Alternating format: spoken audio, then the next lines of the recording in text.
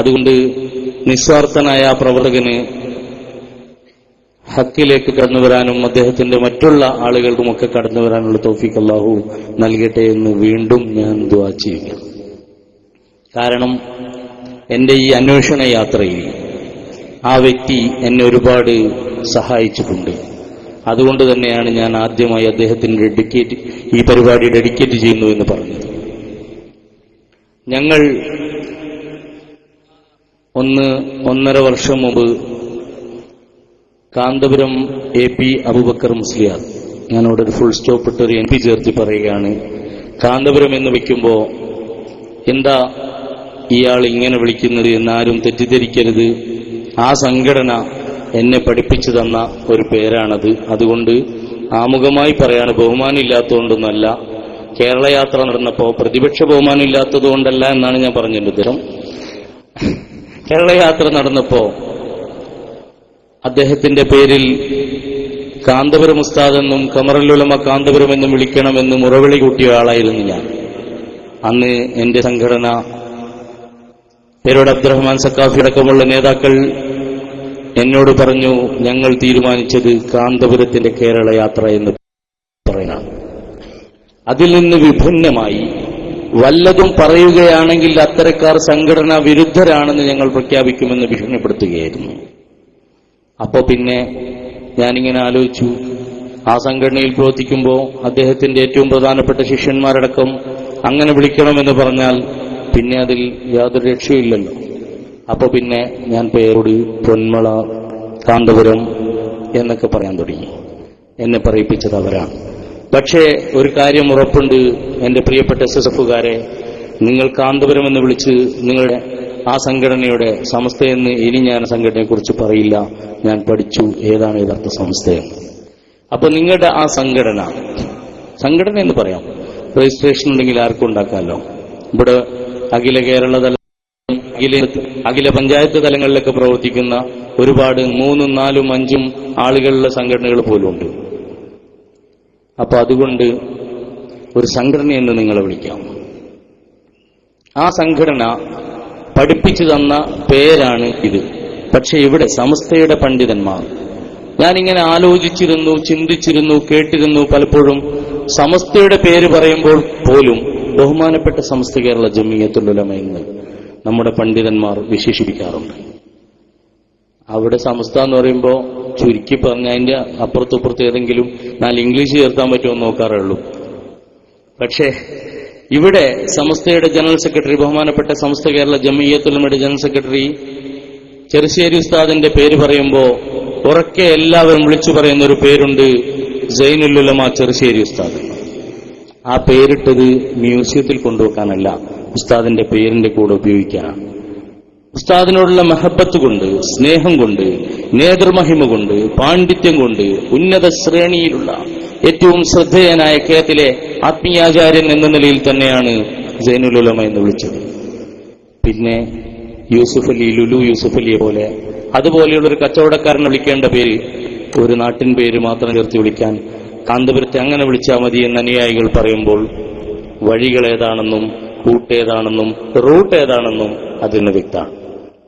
അപ്പൊ അതുകൊണ്ട് അത്തരം പ്രയോഗങ്ങൾ ഞാനിവിടെ കൊണ്ടുവന്നാൽ ക്ഷമിക്കണമെന്ന് ഞാൻ ആമുഖമായി ഇന്നേക്കും എന്നേക്കും ഓൺലൈനിലൂടെയൊക്കെ കേൾക്കുന്ന ഒരുപാട് സുഹൃത്തുക്കൾ കഴിഞ്ഞ ആഴ്ച വരെ മഹാനായ കാന്തപുരം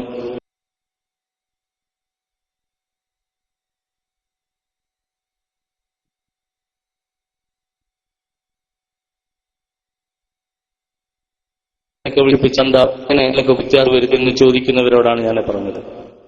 ഏതായാലും പ്രസ്ഥാനത്തിന് വേണ്ടി ഈ പ്രദേശത്ത് ഒരു പാവപ്പെട്ട, ഞാൻ അഖിലേന്ത്യാ തലത്തിലുള്ള ചർച്ചകൾ കൊണ്ടുവരുന്നതിന് പകരം ഓരോ പ്രദേശത്തുമായിപ്പെട്ട സുഹൃത്ത് ഞാൻ ഇസ്ഹാഖ് ഹാജിയെ ഇവിടെ നിങ്ങൾക്ക് മുന്നിൽ വരച്ചു കാണിക്കുന്നു.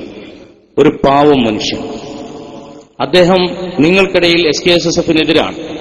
അദ്ദേഹം ഇവിടെ സമസ്തയുടെ പ്രസ്ഥാനങ്ങൾക്ക് എതിരാണ്. അദ്ദേഹം കാന്തപുരവുമായി ഏറ്റവും അടുത്തു നിൽക്കുന്ന വ്യക്തിയാണ്. അത് മനസ്സുകൊണ്ട് സ്നേഹിച്ച് ഒരു മനുഷ്യന് ഷഹാദത്തെ എലിമ ചെല്ലുമ്പോൾ എന്തൊക്കെ സിഫത്തുകൾ പറഞ്ഞിട്ടുണ്ടോ അതൊക്കെ സ്വീകരിച്ചുകൊണ്ട് അത്രത്തോളം അടുത്ത ബന്ധം കാന്തപുരവുമായി പുലർത്തുന്ന ഒരു നിസ്വാർത്ഥനായ നിഷ്കളങ്കനാണ് വ്യക്തി. ആ വ്യക്തി, ഇതെന്തുകൊണ്ടൊരു വ്യക്തിയെ വിശദീകരിക്കുന്നു എന്ന് ചോദിച്ചാൽ, ഈ വ്യക്തിയിൽ നിന്ന് മറ്റൊരു വ്യക്തിത്വത്തെ നിങ്ങൾക്ക് പഠിക്കാൻ സാധിക്കും. അതിനുവേണ്ടിയാണ്. ആ പാവം ഊണും ഉറക്കവും ഒഴിഞ്ഞ് രാവിലെ വിടും.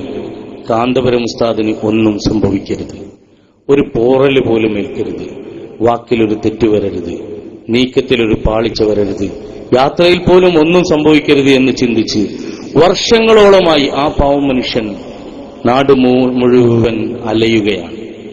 അദ്ദേഹത്തിന്റെ നീയത്ത് വളരെ പവിത്രവും പരിപാവനവുമായ നീയത്തോടെയാണ് അദ്ദേഹം നടക്കുന്നത്.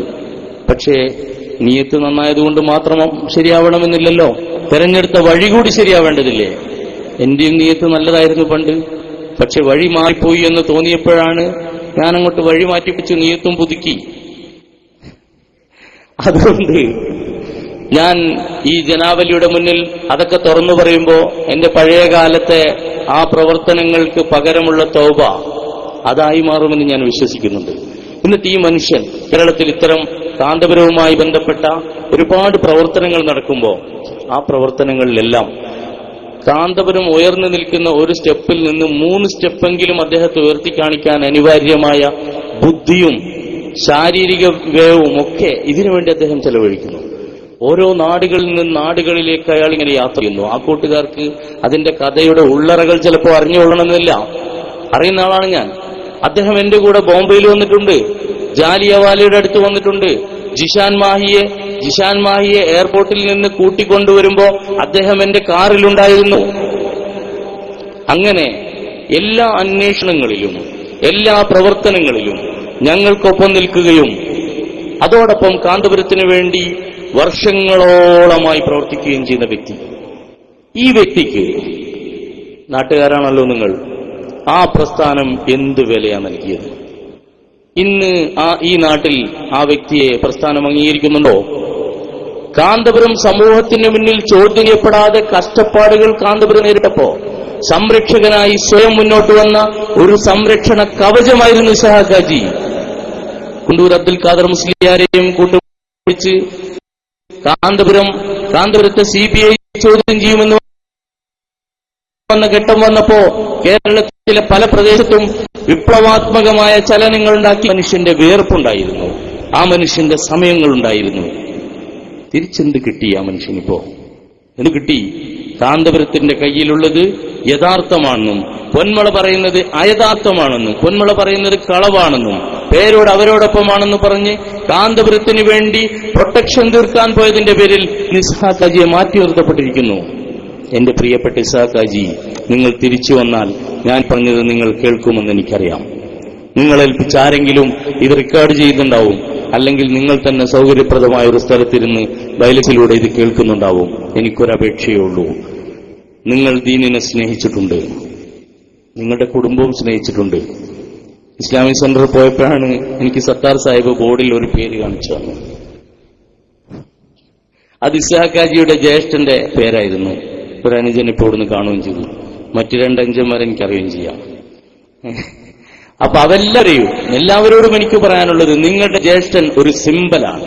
കാന്തപുരം ഗ്രൂപ്പും കാന്തപുരം ഗ്രൂപ്പല്ല, കാന്തപുരം AP അബൂബക്കർ മുസ്ലിയാർ ഒരു മനുഷ്യനെ എങ്ങനെ ഉപയോഗപ്പെടുത്തി ചണ്ടിയാക്കി വലിച്ചെറിയുമെന്നതിന് ഒരു സിമ്പലാണ് ആ പാവം മനുഷ്യൻ. ജിഷാൻ മാഹിയെ പിടിച്ചിരുത്തിയിട്ട് പേരോട് അബ്ദുറഹ്മാൻ സഖാഫി കല്യാണത്തിന് ശേഷം നൽകിയ ഓഡിയോ സൽക്കാരത്തിൽ ജിഷാനോട് പറഞ്ഞ 4.5 മണിക്കൂറിൽ പറഞ്ഞൊരു കഥയുണ്ട്. എന്നെക്കുറിച്ച് ആദ്യം വിശദീകരിച്ചു. ഞാൻ ആരാണ്?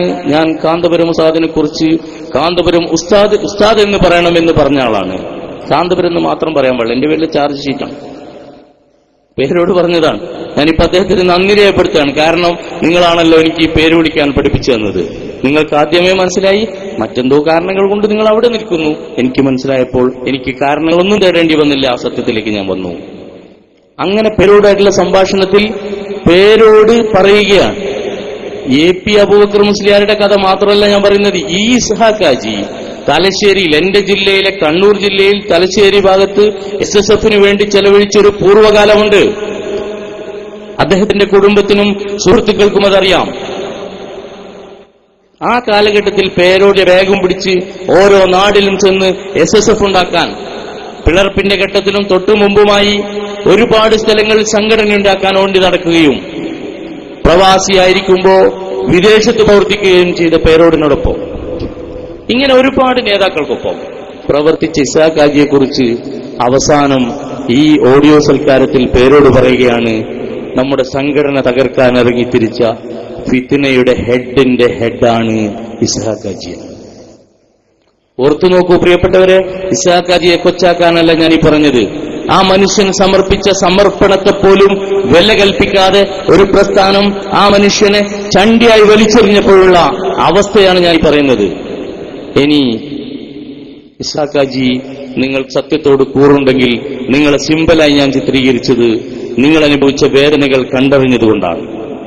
എന്നിട്ട് പേരോട് പറയാണ്, ഈ ഇസ്ഹാഖ് ഹാജിയെക്കുറിച്ച് കാന്തപുരത്തിന് വലിയ നല്ല അഭിപ്രായങ്ങളാണ്, എങ്കിലും ഉസ്താദിന് കുറെയൊക്കെ അറിയാം. അപ്പൊ ഉസ്താദിനോട് ഞാൻ എല്ലാം പറഞ്ഞു കൊടുത്ത് വ്യക്തമായി ബോധ്യപ്പെടുത്താൻ പോവാണ്. ആലോചിച്ചു നോക്കൂ, സമസ്തയുടെ പണ്ഡിതന്മാർക്കിടയിൽ നിങ്ങളൊരു യൂണിറ്റിലുള്ള പ്രവർത്തകനെ കുറിച്ച് ഇങ്ങനെ ഒരു ചർച്ച വരുമോ? സംഘടനയ്ക്ക് വേണ്ടി ഓടി നടക്കുന്ന ഒരു പ്രവർത്തകനെ കുറിച്ച് ചർച്ച വരുമോ? സംസ്ഥയുടെ നേതാക്കൾക്കൊപ്പം സംഘടനയ്ക്ക് വേണ്ടി പ്രവർത്തിക്കുന്ന സത്താർ സാഹിബിനെ പോലെയുള്ള ഒരാളെ കുറിച്ച് സംഘടനയുടെ ഉള്ളിലുള്ള ഏതെങ്കിലും ഒരു പണ്ഡിതൻ ഇങ്ങനെ പ്രയോഗിക്കുമോ? ഇല്ല. എന്തുകൊണ്ടിത് വന്നു? നിങ്ങളൊക്കെ ചർച്ച ചെയ്യുന്നത് റോങ് പരിപാടികളും റോങ്ങായ മുടിയും റോങ്ങായ ചർച്ചകളൊക്കെയാണ് നിങ്ങളുടെ ചർച്ച. സത്താർ സാഹിബിനോടൊക്കെ ഞാൻ പറഞ്ഞതുപോലെ ഞാൻ ആ ചർച്ചയിൽ ചുരുക്കുന്ന ആളല്ല. എന്റെ അഭിപ്രായത്തിൽ ആ പ്രസ്ഥാനം മുഴുവനും വ്യാജമാണ്. അതിൽ യാഥാർത്ഥ്യത്തിന്റെ ഒരംശം പോലുമില്ല. അത്രയേറെ അബദ്ധങ്ങൾ നിറഞ്ഞൊരു പ്രസ്ഥാനമാണ് കാന്തപുരം നയിക്കുന്നതെന്ന് ഈ നൂറുകണക്കിന് ആളുകളെ സാക്ഷി നിർത്തിക്കൊണ്ട് അള്ളാഹുവിന്റെ തൗഫീഖ് കൊണ്ട് എനിക്ക് പറയാൻ ധൈര്യമായി കഴിയും. കാരണം തെളിവ് മുഴുവൻ എന്റെ കയ്യിലാണ്. നിങ്ങളെ കയ്യിൽ ഇല്ലാത്ത പല തെളിവുകൾ എന്റെ കയ്യിലാണ്. അപ്പൊ അതുകൊണ്ട് എന്റെ പ്രിയപ്പെട്ട ഇസ്ഹാഖ് ഹാജിയെ ഇങ്ങനെ ആക്ഷേപിച്ചുകൊണ്ട് ഇവിടുത്തെ CD ഇറങ്ങി, റോങ് പരിപാടിയുടെ CD. ആ CD-യുടെ ആദ്യത്തിൽ തന്നെ നിങ്ങൾക്ക് കാണാം ഇസ്ഹാഖ് ഹാജിയെ. അദ്ദേഹം അവിടെ ഒരു വാക്ക് പ്രയോഗിക്കുന്നുണ്ട്, ദൈവബന്ധി. വേദന കൊണ്ട് പെട്ടെന്ന് പറഞ്ഞു പോയതാണ്, റെക്കോർഡിങ് ഞാനുണ്ട് അവിടെ. ദൈവബന്ധി എന്ന് പറഞ്ഞാൽ എന്തിനാണ്? പൊന്മടയാണ്. ഇസ്ഹാഖ് ഹാജി മുൻകൂട്ടി കണ്ടിരുന്നു ഇയാൾ വരാനുണ്ട്, ഇങ്ങനെയൊക്കെ പറയാൻ സാധ്യതയുണ്ട് എന്ന് ബോധ്യപ്പെട്ടിട്ട് അയാൾ പറഞ്ഞതാണെന്ന്. അപ്പൊ അങ്ങനെ ഈ മനുഷ്യൻ ഈ നിലയിൽ എല്ലാ ഈ പറഞ്ഞ ശൂന്യാകാശത്തൊരു തറക്കല്ലിടൽ നടത്തിയിരുന്നല്ലോ. ഈ ചാന്ദ്രയാൻ ദൗത്യത്തിൽ ആ സമയത്ത് അങ്ങനെ ഒരു ദൗത്യം നിർവഹിക്കാൻ വേണ്ടിയുള്ള സമ്മേളനം മർക്കസിലെ തെങ്ങുകൾക്കിടയിൽ നടത്താൻ തീരുമാനിച്ചപ്പോ, ആ ചെറിയ ഗ്രൗണ്ടിനുള്ളിൽ നടത്താൻ തീരുമാനിച്ചപ്പോ യോഗത്തിൽ സ്വാഗത സംഘത്തിൽ ഞാനും പങ്കെടുത്തിരുന്നു. അവിടെ ഒരു ചർച്ച വന്നു. ആ ചർച്ചയിൽ തീരുമാനമായി മർക്കസിൽ വെച്ച് നടത്തണം. സംഘടനയുടെ നേതാക്കൾ പറഞ്ഞു മർക്കസിൽ മതി, മറ്റെവിടെയും കൊണ്ടുപോകണ്ട. കാരണം അവർക്ക് ഇലിത്തം പണ്ട വിലയിൽ വിശ്വാസമില്ലായിരുന്നു. അങ്ങനെ യോഗം കഴിഞ്ഞു പിരിഞ്ഞതിന് ശേഷം കാന്തപുരത്തിന്റെ അടുത്ത് ഇസ്ഹാഖ് ഹാജി പോയി. എന്നിട്ട് ഇസ്ഹാഖ് ഹാജി പറഞ്ഞു, ഉസ്താദെ, മർക്കസിൽ നടത്തിയാൽ ആളുകൾക്ക് ഒരുമിച്ച് കൂടാൻ വളരെ പ്രയാസമുണ്ടാവും, ജനങ്ങൾ വരും. അപ്പൊ കാന്തപുരം പറഞ്ഞു, എന്നാ പിന്നെ നീ നല്ലൊരു സ്ഥലം നോക്കൂ. അങ്ങനെയാണ് നമ്മുടെ കോഴിക്കോടുള്ള ആ ഗ്രൗണ്ട് തീരുമാനിച്ചത്, ശൂന്യാകാശത്തിന് തൊട്ട് താഴെയുള്ള പ്രദേശം തീരുമാനിച്ചത്. അങ്ങനെ അവിടെ അതിനുവേണ്ടിയുള്ള എല്ലാ സെറ്റപ്പും ആ മനുഷ്യൻ ചെയ്തു കൊടുത്തു. എന്നിട്ട് കാന്തപുരത്തോടൊപ്പം കാന്തപുരത്തിന് വേണ്ടി പെർമിഷൻ എടുത്തു. എല്ലാ സംഭവങ്ങളും ഇസ്ഹാഖ് ഹാജി ചെയ്തു കൊടുത്തു മർക്കസിന്. എന്നിട്ട് ഇസ്ഹാഖ് ഹാജിയോട് കാന്തപുരം ആവശ്യപ്പെടുകയാണ് പോസ്റ്റർ അടിക്കാൻ വേണ്ടി. ഇസ്ഹാഖ് ഹാജി വിളിച്ച് എന്നോട് പറഞ്ഞു പോസ്റ്റർ അടിക്കാൻ. ഇസ്ഹാഖ് ഹാജിക്ക് വേണ്ടി ഞാൻ അതൊക്കെ ചെയ്തു കൊടുത്തു, ഒക്കെ ചെയ്തു കൊടുത്തു. എല്ലാം കഴിഞ്ഞു. അതിനുശേഷം വീണ്ടും ഇസ്ഹാഖ് ഹാജിനെ വിളിച്ചു പറഞ്ഞു, സംഘടനയിലാണ്, കാന്തപുരം ഒറ്റക്കാണ് നടത്തുന്നത്, സംഘടനയുടെ ഒരു പിന്തുണയില്ലായിരുന്നു, സിറാജിൽ പരസ്യം കൊടുക്കണം. അങ്ങനെ സിറാജിൽ കാന്തപുരത്തിന്റെ അഭ്യർത്ഥന മാനിച്ച് ഒരു പേജ് കളർ പരസ്യം കൊടുത്തു. ഇങ്ങനെയൊക്കെ ഇസ്ഹാഖ് ഹാജി ചെയ്തു. കേരള യാത്ര നടക്കുമ്പോഴും അങ്ങനെ തന്നെ. ട്രെയിന് മംഗലാപുരത്ത് നിന്ന് ഇങ്ങോട്ടേക്ക് ഒരു വണ്ടി, ചെമ്മാട്ടുള്ള കുറെ ആളുകളും കാന്തപുരവും കൂടി തയ്യാറാക്കിയപ്പോ ആ കാന്തപുരം എക്സ്പ്രസിന്റെ പതാക ഫ്ലാഗ് ഓൺ ചെയ്യുന്ന സമയത്ത് മംഗലാപുരത്ത് ഈ മനുഷ്യൻ പാവം അവിടെ ഓടിയെത്തിയിട്ടുണ്ട്. അങ്ങനെ ഒരുപാട് ത്യാഗങ്ങൾ അദ്ദേഹത്തിന്റെ ജീവിതത്തിലെ രാവിലെ മൂപ്പരിറങ്ങി ഡയറി എഴുതുകയെന്നല്ല, മൂപ്പര മനസ്സിൽ കുറിക്കുന്ന ഡയറിയിൽ ഓരോ മിനിറ്റിലും കാന്തപുരത്തെ മഹാനാക്കാൻ ആവശ്യമായ ഓരോ ചർച്ചകൾ, ഓരോ ചിന്ത, ഓരോ പ്രവർത്തനം, ഓരോ നിമിഷവും അതിനു വേണ്ടിയായിരുന്നു. എന്നിട്ടൊരു ദിവസം ഇതേ കാന്തപുരത്തിന്റെ അടുത്തേക്ക് നൗഷാദ് ഹസനി ചെന്നു. ഇതെന്നോട് നൗഷാദ് ഹസനി പറഞ്ഞതാണ്. അതുപോലെ ആബിദ് ഉദവിനോട് നൗഷാദ് ഹസനി സൂചിപ്പിച്ച ഒരു വാക്കുണ്ട്. കാന്തപുരത്തിന്റെ അടുത്ത് ഒരു ദിവസം ഇസാഖ് ഹാജിയും ഇതിനുശേഷം ഇസാഖ് ഹാജിയും നൗഷാദ് ഹസനിയും കൂടി പോയി. ഒരു മനുഷ്യൻ നൽകുന്ന വിലയാണ് നിങ്ങൾ മനസ്സിലാക്കണം സുഹൃത്തുക്കളെ. കാന്തപുരത്തെ അളക്കാനും ഇസാഖ് ഹാജിക്ക് വേണ്ടി ദുആ ചെയ്യാനും വേണ്ടിയാണ് ഞാൻ ഈ പറയുന്നത്. ആ പാവത്തിന്റെ ഊർജ്ജം ഇനി അവിടെ ആവാൻ പാടില്ല. ഒരാളെ വിശദീകരണമല്ല, മറുഭാഗത്ത് വേറൊരാൾ വരുന്നുണ്ടല്ലോ, ആ വിശദീകരണം വളരെ ഉപകാരപ്പെടും. അങ്ങനെ അദ്ദേഹത്തിന്റെ ഇസാഖ് ഹാജി പുറത്തു വന്നപ്പോ അറബിയിൽ നൗഷാദ് ഹസനോട് പറഞ്ഞു കൊടുത്തു, ഒരു വസ്തുവിനും കൊള്ളാത്ത, പറഞ്ഞ പ്രയോഗത്തെ ഞാൻ ലഘൂകരിക്കുകയാണ്, പദങ്ങളെ ലഘൂകരിച്ചിട്ടാണ് പറയുന്നത്, കൊള്ളാത്ത മടിയനായ ഒരു മനുഷ്യൻ. എങ്ങനെയുണ്ട്? ഇത്രയും കാലം ഇത് പറഞ്ഞത് കാന്തപുരാണ്. ആരാ കാന്തപുരം? അഖിലേന്ത്യാ ജമിയത്തുൽ ഉലമയുടെ കേരളത്തിലെ സെക്രട്ടറി. അത്ര വലിയൊരു മനുഷ്യൻ, അയാൾക്ക് വേണ്ടി മാത്രം ജീവിച്ച, അയാൾക്ക് വേണ്ടി മാത്രം സമയം ചെലവഴിച്ച ഒരു പാവം മനുഷ്യനെ നിങ്ങൾക്കറിയില്ലേ? അദ്ദേഹത്തിന്റെ സാമ്പത്തികമായ അവസ്ഥകൾ, അദ്ദേഹത്തിന്റെ സാധാരണയുള്ള അദ്ദേഹത്തിന്റെ ജീവിത ചുറ്റുപാടുകൾ എല്ലാം അദ്ദേഹം എന്തിനാണ് ചെലവഴിക്കുന്നത്? വാഹനങ്ങളിൽ ഓടുന്നത് മുഴുവൻ കാന്തപുരത്തിന് വേണ്ടി, എല്ലാം അദ്ദേഹത്തിന് വേണ്ടി. പൈസ കൊടുക്കണം എന്നല്ല ഞാൻ പറഞ്ഞത്, അദ്ദേഹത്തിന് അർഹമായ ഒരു പ്രാർത്ഥനയെങ്കിലും നിങ്ങൾക്ക് പറ്റുമായിരുന്നല്ലോ. ഇതാണ് കാന്തപുരം എ പി അബൂബക്കർ മുസ്ലിയാർ. ഇനി കാന്തപുരത്തെ ഞാൻ നിങ്ങൾക്ക് പരിചയപ്പെടുത്തി തരേണ്ട ആവശ്യമുണ്ടോ? ആ കൂട്ടുകാർക്ക് വേണോ? ആവശ്യമുണ്ടോ? ഇനിയും വേണോ? ആയിക്കോട്ടെ. ഏറ്റവും പ്രധാനപ്പെട്ട ഒന്ന് പറഞ്ഞല്ലോ, നിർത്താനല്ല ഞാൻ ചോദിച്ചാണ്. ഇതാണ് കാന്തപുരം. 26 കൊല്ലം അതുപോലെ അദ്ദേഹത്തിന്റെ പിന്നിൽ ഞാൻ നടന്നിട്ടുണ്ട്. പക്ഷെ ഇസാജിനെ പോലെ പാവായിട്ടല്ല നടന്നത്. നടക്കുമ്പോഴൊക്കെ കിട്ടുന്നതൊക്കെ ശേഖരിച്ചു വെച്ചിട്ടുണ്ട്. ബർക്കത്തിനല്ല, ബർക്കത്തിന് വേണ്ടിയല്ല, തിരിച്ചു കൊടുക്കേണ്ട സമയമാവുമ്പോ തിരിച്ചേൽപ്പിക്കാൻ ഭദ്രമായി സൂക്ഷിച്ചു വെച്ചായിരുന്നു. 26 കൊല്ലത്തെ അനുഭവങ്ങളിൽ നിന്ന് 1, 2, 3 ഇങ്ങനെ എണ്ണാൻ പറ്റുന്ന സംഭവങ്ങൾ മാത്രമേ ഞാൻ ഇതുവരെ മനസ്സ് തുറന്നിട്ടുള്ളൂ. ഇത് അവസാനിക്കണമെന്ന് കാന്തപുരത്തിന്റെ അനുയായികൾക്ക് നിർബന്ധമുണ്ടെങ്കിൽ ഏറ്റവും നല്ലത് എന്നെ ഇല്ലാതാക്കുക എന്നുള്ളതാണ്. അല്ലാത്തൊരു വഴിയും ഇൻഷാ അല്ലാഹ് ഉണ്ടാവും തോന്നില്ല. SKSSF വേദി തരുന്നിടത്തോളം കാലത്ത് ഞാൻ പറയും. അത് കഴിഞ്ഞാൽ പിന്നെ ഞാൻ KSCR-ലും പറയും. പറയാതിരിക്കില്ല. കാരണം പറയാതിരിക്കുന്നത് അബദ്ധമാണെന്ന് ഞാൻ മനസ്സിലാക്കുന്നു. ഇവിടെ എന്റെ പ്രിയപ്പെട്ട സുഹൃത്ത് സത്താർ സാഹിബ്, ഞങ്ങളിപ്പോ അവിടെ ഇരുന്ന് സംസാരിച്ചു തന്നെ അതായിരുന്നു. 2-3 ദിവസമായിട്ട് ഞങ്ങളിങ്ങനെ ഇടയ്ക്കിടെ ഒന്നിച്ചു എല്ലാ സ്റ്റേജുകളിലും കാണുന്നുണ്ട്. അപ്പോ ഞങ്ങൾ രണ്ടുപേരും പഴയ 2 മധ്യസ്ഥന്മാരാണ്. ഈ വിഷയത്തിൽ ഞങ്ങൾ ഏറ്റുമുട്ടിയപ്പോ തനിയമ്പുറത്ത് വെച്ച് ഒരു പാവം മനുഷ്യനായിരുന്നു അവിടെ മധ്യസ്ഥനായിട്ട് വന്നത്, ബാക്കവി ഉസ്താദ്. ആ ബാക്കവി ഉസ്താദ് ഒരു പാവമായതുകൊണ്ട് എന്റെ ചില വിക്രിയകളൊക്കെ വിജയിച്ചു. അപ്പൊ സംഘടന തീരുമാനിച്ചു, അങ്ങനെയുള്ള പാവങ്ങളല്ല ഇവനെതിരെ വേണ്ടത് എന്ന് തീരുമാനിച്ചാൽ പിന്നെ ഇവരെ സത്താറാന്നുള്ള ഉറപ്പന്നെയാണല്ലോ. പക്ഷെ അന്ന് അവിടെ വന്നപ്പോ പിന്നെ ഞാൻ കൂടുതൽ വിശദീകരിക്കുന്നില്ല, ഞങ്ങൾ അങ്ങനെ അനങ്ങാതിരിക്കേണ്ടി വന്നു. രണ്ടാളും കൂടുതലൊന്നും നടന്നില്ല. അങ്ങനെ സംവാദത്തിൽ മധ്യസ്ഥന്മാരായ ആളുകളാണ് ഞങ്ങൾ രണ്ടുപേരും. ഈ സംവാദങ്ങളിലെല്ലാം ഈ ഒരു പ്രസ്ഥാനത്തിനു വേണ്ടി ശക്തമായി പ്രവർത്തിക്കുകയും പ്രചരണങ്ങൾ നടത്തുകയും അതിനുവേണ്ടി മാത്രം ശബ്ദമുയർത്തുകയും ചെയ്ത ഞാനടക്കമുള്ള ഒരുപാട് പ്രവർത്തകർ കാന്തപുരത്തിനോടൊപ്പം ഒരുപാട് കാലം കൂടെ ഉണ്ടായിട്ടുണ്ട്. 26 കൊല്ലം അയാളുടെ പിന്നിൽ ആ സംഘടനയുടെ ആളായി പ്രവർത്തിച്ചപ്പോ ഈ അടുത്ത് അദ്ദേഹത്തിന് ഞാനൊരു ക്ലിപ്പിന്റെ ഒരു കെട്ട് കൊണ്ടുകൊടുത്തു. ഒരു ലോഡ് ഉണ്ടാവും. അത് ഞാൻ കൊണ്ട് അദ്ദേഹത്തിന്റെ വീട്ടിൽ പോയി കൊടുത്തു, ചാനലുകൾ വരുന്നതിന് മുമ്പ്. അതിൽ കുറെ ഒരു PRRR എന്നും PPPP എന്നുള്ളതും പിന്നെ ഒരു സീക്രട്ട് എന്നുള്ള 3 ഫയലുകളാണ് കൊണ്ടുകൊടുത്തത്. ആ വാക്കുകളിൽ തന്നെ അർത്ഥങ്ങൾ അതിലുണ്ടാവും. അങ്ങനെ ആ ക്ലിപ്പുകളൊക്കെ അദ്ദേഹത്തിന് കൊടുത്തു പോകുന്നതിന് ശേഷം നൗഷാദ് ഹസനി ചെന്നപ്പോ പറഞ്ഞു, രാമദലി എനിക്കറിയില്ല, ആദ്യമായി ഈ ക്ലിപ്പ് തരാൻ വന്നപ്പോഴാണ് എനിക്ക് അയാൾ അറിയുന്നത്. 26 കൊല്ലത്തിൽ ഒരുപാട് കാലം നിഴല് പോലെ കൂടെ ഉണ്ടായിരുന്നതാണ്.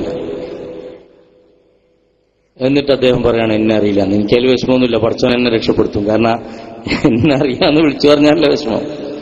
ഉസ്താദുമാരൊക്കെ പറയും എനിക്കറിയാം മോനെ രക്ഷപ്പെടാമെന്ന്. കോയക്കുട്ടി ഉസ്താദ് പറഞ്ഞാൽ എനിക്കത് ഭാഗ്യമായി ഞാൻ കാണുന്നു. പിന്നെ ഇത്തരം ആളുകൾ എനിക്കറിയാമെന്ന് പറഞ്ഞാൽ ഞാൻ കുടുങ്ങുന്നുള്ള ഉറപ്പല്ലേ? അപ്പൊ അത് പറയരുത്. നിങ്ങൾ അള്ളാഹു നിങ്ങളെ കൊണ്ട് പറയിച്ചതാണ്, നിങ്ങൾ ഇനി പറയരുതത്. അപ്പൊ ഏതായാലും അതെനിക്കൊരു ഭാഗ്യമായിട്ട് ഞാൻ കാണുന്നു. അപ്പൊ അങ്ങനെ കളവ് മാത്രം പറയുന്നൊരു മനുഷ്യൻ. എന്തിനേറെ കഴിഞ്ഞ ആഴ്ച വന്ന മാതൃഭൂമിയിലൂടെ അദ്ദേഹം പറഞ്ഞത് എന്താണ്? ഞങ്ങളൊരു പള്ളി ഉണ്ടാക്കാനും തീരുമാനിച്ചിട്ടില്ല, ഞങ്ങൾ അങ്ങനെ ഒരു സംഭവം തീരുമാനിച്ചിട്ടില്ല, പിരിവും തീരുമാനിച്ചിട്ടില്ല, കാശും വാങ്ങിച്ചിട്ടില്ല, ഒന്നും തീരുമാനിച്ചിട്ടില്ല, ഒരു പരിപാടി ഇനി നടക്കാനും പോകുന്നില്ല. ജനുവരി പിന്നെ നിങ്ങൾ എന്ത് പരിപാടിയാണ് തീരുമാനിച്ചത്? റോങ് പരിപാടിയാ? അല്ല, നടക്കുന്നില്ല എന്ന് പറഞ്ഞതിന് ശേഷം ഞാൻ ഒരു കാര്യം ഓർമ്മിപ്പിക്കുകയാണ്. കാന്തപുരം AP അബൂബക്കർ മുസ്ലിയാരുടെ സീമന്തപുത്രൻ അബ്ദുൽ ഹക്കീം അസ്ഹരി ഇത് ആരെങ്കിലും കേൾപ്പിച്ചു കൊടുത്ത് കേൾക്കുന്നുണ്ടെങ്കിൽ നിങ്ങൾ ഇത് കേൾക്കണം. സമുദായത്തിന് വേണ്ടി, മുസ്ലിം ഉമ്മത്തിന് വേണ്ടി ഒരു കാലഘട്ടത്തിൽ നാടിന്റെയും സമുദായത്തിന്റെയും സമ്പത്ത് കൊള്ളയടിച്ച് ദുർവ്യയം ചെയ്തുകൊണ്ട് നാട് ഭരിച്ച പ്രിയ പിതാവിനെ അറസ്റ്റ് ചെയ്ത ഔറംഗസീബിന്റെ മാതൃക നിങ്ങൾക്ക് പിന്തുടരാൻ പറ്റുമെങ്കിൽ നിങ്ങളുടെ പിതാവിനെ നിങ്ങൾ പ്രവർത്തന രംഗത്ത് നിന്ന് പിന്തിരിപ്പിച്ചാൽ ഈ സമുദായത്തിന് അത് ഉപകാരം ചെയ്യും. അത് ഈ സമുദായത്തിലെ സംഘടനകൾക്ക്, മുസ്ലിങ്ങൾക്ക്, വിശ്വാസികൾക്ക്, സമുദായത്തെ സ്നേഹിക്കുന്നവർക്ക് മാത്രമല്ല പൊതുസമൂഹത്തിന് പോലും ഉപകാരപ്പെടുന്നു. നേരത്തെ ഇവിടെ ജബ്ബാറാജി സൂചിപ്പിച്ചതുപോലെ മോഡിയെ കാണുമ്പോൾ കവാത്ത് മറന്ന ആ മതകീയ പരിസരത്ത് നിന്ന് മാറുന്നുകൊണ്ട് മുസ്ലിങ്ങളുടെ രക്തത്തിനും മുസ്ലിങ്ങളുടെ ജീവനും സമ്പത്തിനും ഒരു വിലയും കാണാത്ത കാന്തപുരം പണത്തെ മാത്രമാണ് നിങ്ങൾ കാണുന്നതെന്ന് നമുക്കറിയാം. കേരള യാത്രയുടെ തൊട്ടു പിന്നാലെ വിമോചന യാത്രയായി കടന്നു വരുന്ന സമയത്ത് സത്താർ സാഹിബിനെ പോലെയുള്ള ആളുകൾ ഒരു രഹസ്യം പുറത്തുവിട്ടിരുന്നു, മോഡിയുമായി ബന്ധപ്പെട്ട രഹസ്യം. മോഡി നൽകിയ കോടിയുടെ കഥ.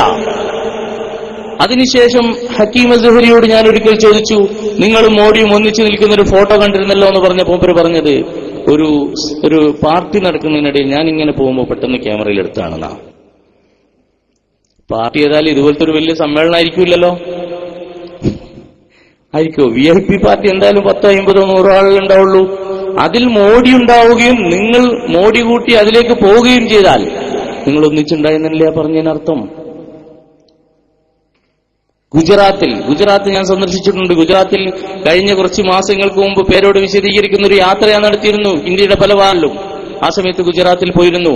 മർക്കസിന്റെ സ്കൂളുകൾ കണ്ടിരുന്നു. മർക്കസിന്റെ സ്കൂള് കണ്ട് ഞാൻ അവിടെ അന്വേഷിച്ച് നോക്കി പറഞ്ഞത് അവിടുത്തെ സമ്പന്നന്മാർക്ക് വേണ്ടി നടത്തുന്ന സ്കൂളാണത്, പാവങ്ങൾക്ക് വേണ്ടിയല്ല. നിങ്ങൾ ഇനിയാന്ന് പറഞ്ഞതുപോലെ ഷിയാക്കളായ ഒരു വിഭാഗത്തിന് വേണ്ടിയും സമ്പന്നർക്കും വേണ്ടി നടത്തുന്ന സ്കൂളുകളാണ് മർക്കസ് അവിടെ നടത്തുന്നത്. എന്നിട്ട് അതിൽ നിന്ന് സമ്പത്ത് വാരിക്കൊണ്ടുവരിക, ഇത് മാത്രമാണ് ലക്ഷ്യം കാന്തപുരത്തിന്. അതിനുവേണ്ടി എന്ത് റോങ് പരിപാടി നടത്താനും അദ്ദേഹത്തിനൊരു മടിയുമില്ല. അതുകൊണ്ട് കാന്തപുരത്തിന്റെ കൂടാരത്തിലെ ഏറ്റവും പ്രധാനപ്പെട്ട പണ്ഡിതനായ പൊന്മള അബ്ദുൽ ഖാദർ മുസ്ലിയാരെയാണ് നമുക്കിവിടെ ഏറ്റവും കൂടുതൽ ഓർക്കേണ്ടത്. കാരണം കാന്തപുരം പറഞ്ഞതിനേക്കാൾ അധികം പൊന്മളയാണ് ആക്കോട്ടുകാരെ കുറിച്ചും ആക്കോട്ടിനെ കുറിച്ചും പറഞ്ഞത്. അപ്പൊ നമുക്ക് അദ്ദേഹത്തിന്റെ വാക്കുകൾ നിങ്ങൾ കേട്ടിട്ടുണ്ടാവും. ഇൻഷാ അല്ലാഹ് അവിടെ ക്ലിപ്പിംഗ് വരാനുണ്ട്. ഉസ്താദുമാർ അവർ പറയുന്നത് എന്താണ് പൊന്മള പറഞ്ഞത്? ഇവിടെ നടന്ന പരിപാടിയും അനുബന്ധ പരിപാടികളൊക്കെ റോങ് ആയിരുന്നു എന്നാണ്. ഞാൻ കഴിഞ്ഞ ആ പരിപാടി നടക്കുന്ന സമയത്തുള്ള ആളായി ഞാൻ മാറുകയാണ് സ്വയം തൽക്കാലത്തേക്ക്. അന്നിവിടേക്ക് ഒരു വെള്ള വണ്ടിയിൽ കടന്നു വന്ന ആളായി ഞാൻ മാറി തൽക്കാലം. കോഴിക്കോട് നിന്ന് സത്താർ സാഹിബും ടീമൊക്കെ കൊടുത്ത ആ പാക്കറ്റും വാങ്ങി അത് സ്വീകരിച്ച് ഒരു വാഹനത്തിൽ മർക്കസിലേക്ക് പോവുകയും മർക്കസിൽ നിന്ന് നേരെ ഇവിടേക്ക് വരികയും ചെയ്തു. ഇപ്പോ പലരും ഒഴിഞ്ഞു മാറുന്നുണ്ടല്ലോ. അന്ന് SKSSF അത് തരുന്ന സമയത്ത് വളരെ ബുദ്ധിപൂർവ്വം കത്ത് എഴുതി തന്നു, ഞങ്ങളെ പറ്റിക്കാൻ വേണ്ടി ഹോളി ഹെയർ. അങ്ങനെ ഒരു കത്ത് തന്നു. എന്നിട്ട് അതിൽ നിന്ന് കുറച്ച് മുടികൾ മാറ്റിവെച്ചു എന്നാണ് പിന്നീട് അറിയാൻ സാധിച്ചത്. അമ്മുവിന്റെ മുടിയോ ഒക്കെ ചേർത്ത് വെച്ചു. അങ്ങനെ വെച്ചിട്ട് ബാക്കി എല്ലാം കൂടി തന്നു എന്നാണ് ഞങ്ങൾ പിന്നീട് കേട്ടത്. അതിലെന്തെങ്കിലും വ്യത്യാസമുണ്ടെങ്കിൽ പിന്നീട് തിരുത്താം. ഏതായാലും തന്ന സമയത്ത് ഞങ്ങൾക്ക് എഴുതി തന്നത് ഇത് പ്രവാചകർ ഹോളി ഹെയർ എന്നാണ്. അപ്പോ കാന്തപുരം സുന്നിയായ അന്നത്തെ ഞാനാണ് ഇപ്പൊ സംസാരിക്കുന്നത് കേട്ടോ. കാന്തപുരം സുന്നിയായ ഇനി പിന്നെ നാളെ ഇത് മാത്രം കട്ട് ചെയ്ത് ക്ലിപ്പ് ഉണ്ടാക്കി കൊണ്ടുവന്നിട്ട് ഇത് ഇടണ്ട. അതുകൊണ്ട് ഇപ്പൊ അങ്ങോട്ട് പറഞ്ഞുതരാം. അന്നത്തെ നിങ്ങളെ അന്ന് ഞാനിത് വാങ്ങിച്ചു വരുന്ന സമയത്ത് അത്രയും കാലം അതിൽ പ്രവർത്തിച്ചതും ഇത് റസൂലുള്ളാഹി സ്വല്ലല്ലാഹു അലൈഹി വസല്ലം തങ്ങളുടേതാണെന്ന് ഉറച്ച വിശ്വാസത്തിൽ ആത്മാർത്ഥമായി തന്നെയായിരുന്നു. അവിടെ കാപട്യൊന്നുമില്ല. പക്ഷെ അതിവിടെ കൊണ്ടുവന്ന് ഇവിടെ സ്വലാത്തും സിക്റും മൗലൂദൊക്കെ നടത്തി, പ്രഭാഷണങ്ങൾ നടത്തി, നൗഷാദ് ഹസനി പറഞ്ഞ വാക്കുകളൊക്കെ നിങ്ങൾക്ക് ക്ലിപ്പിങ്ങിൽ കേൾക്കാം.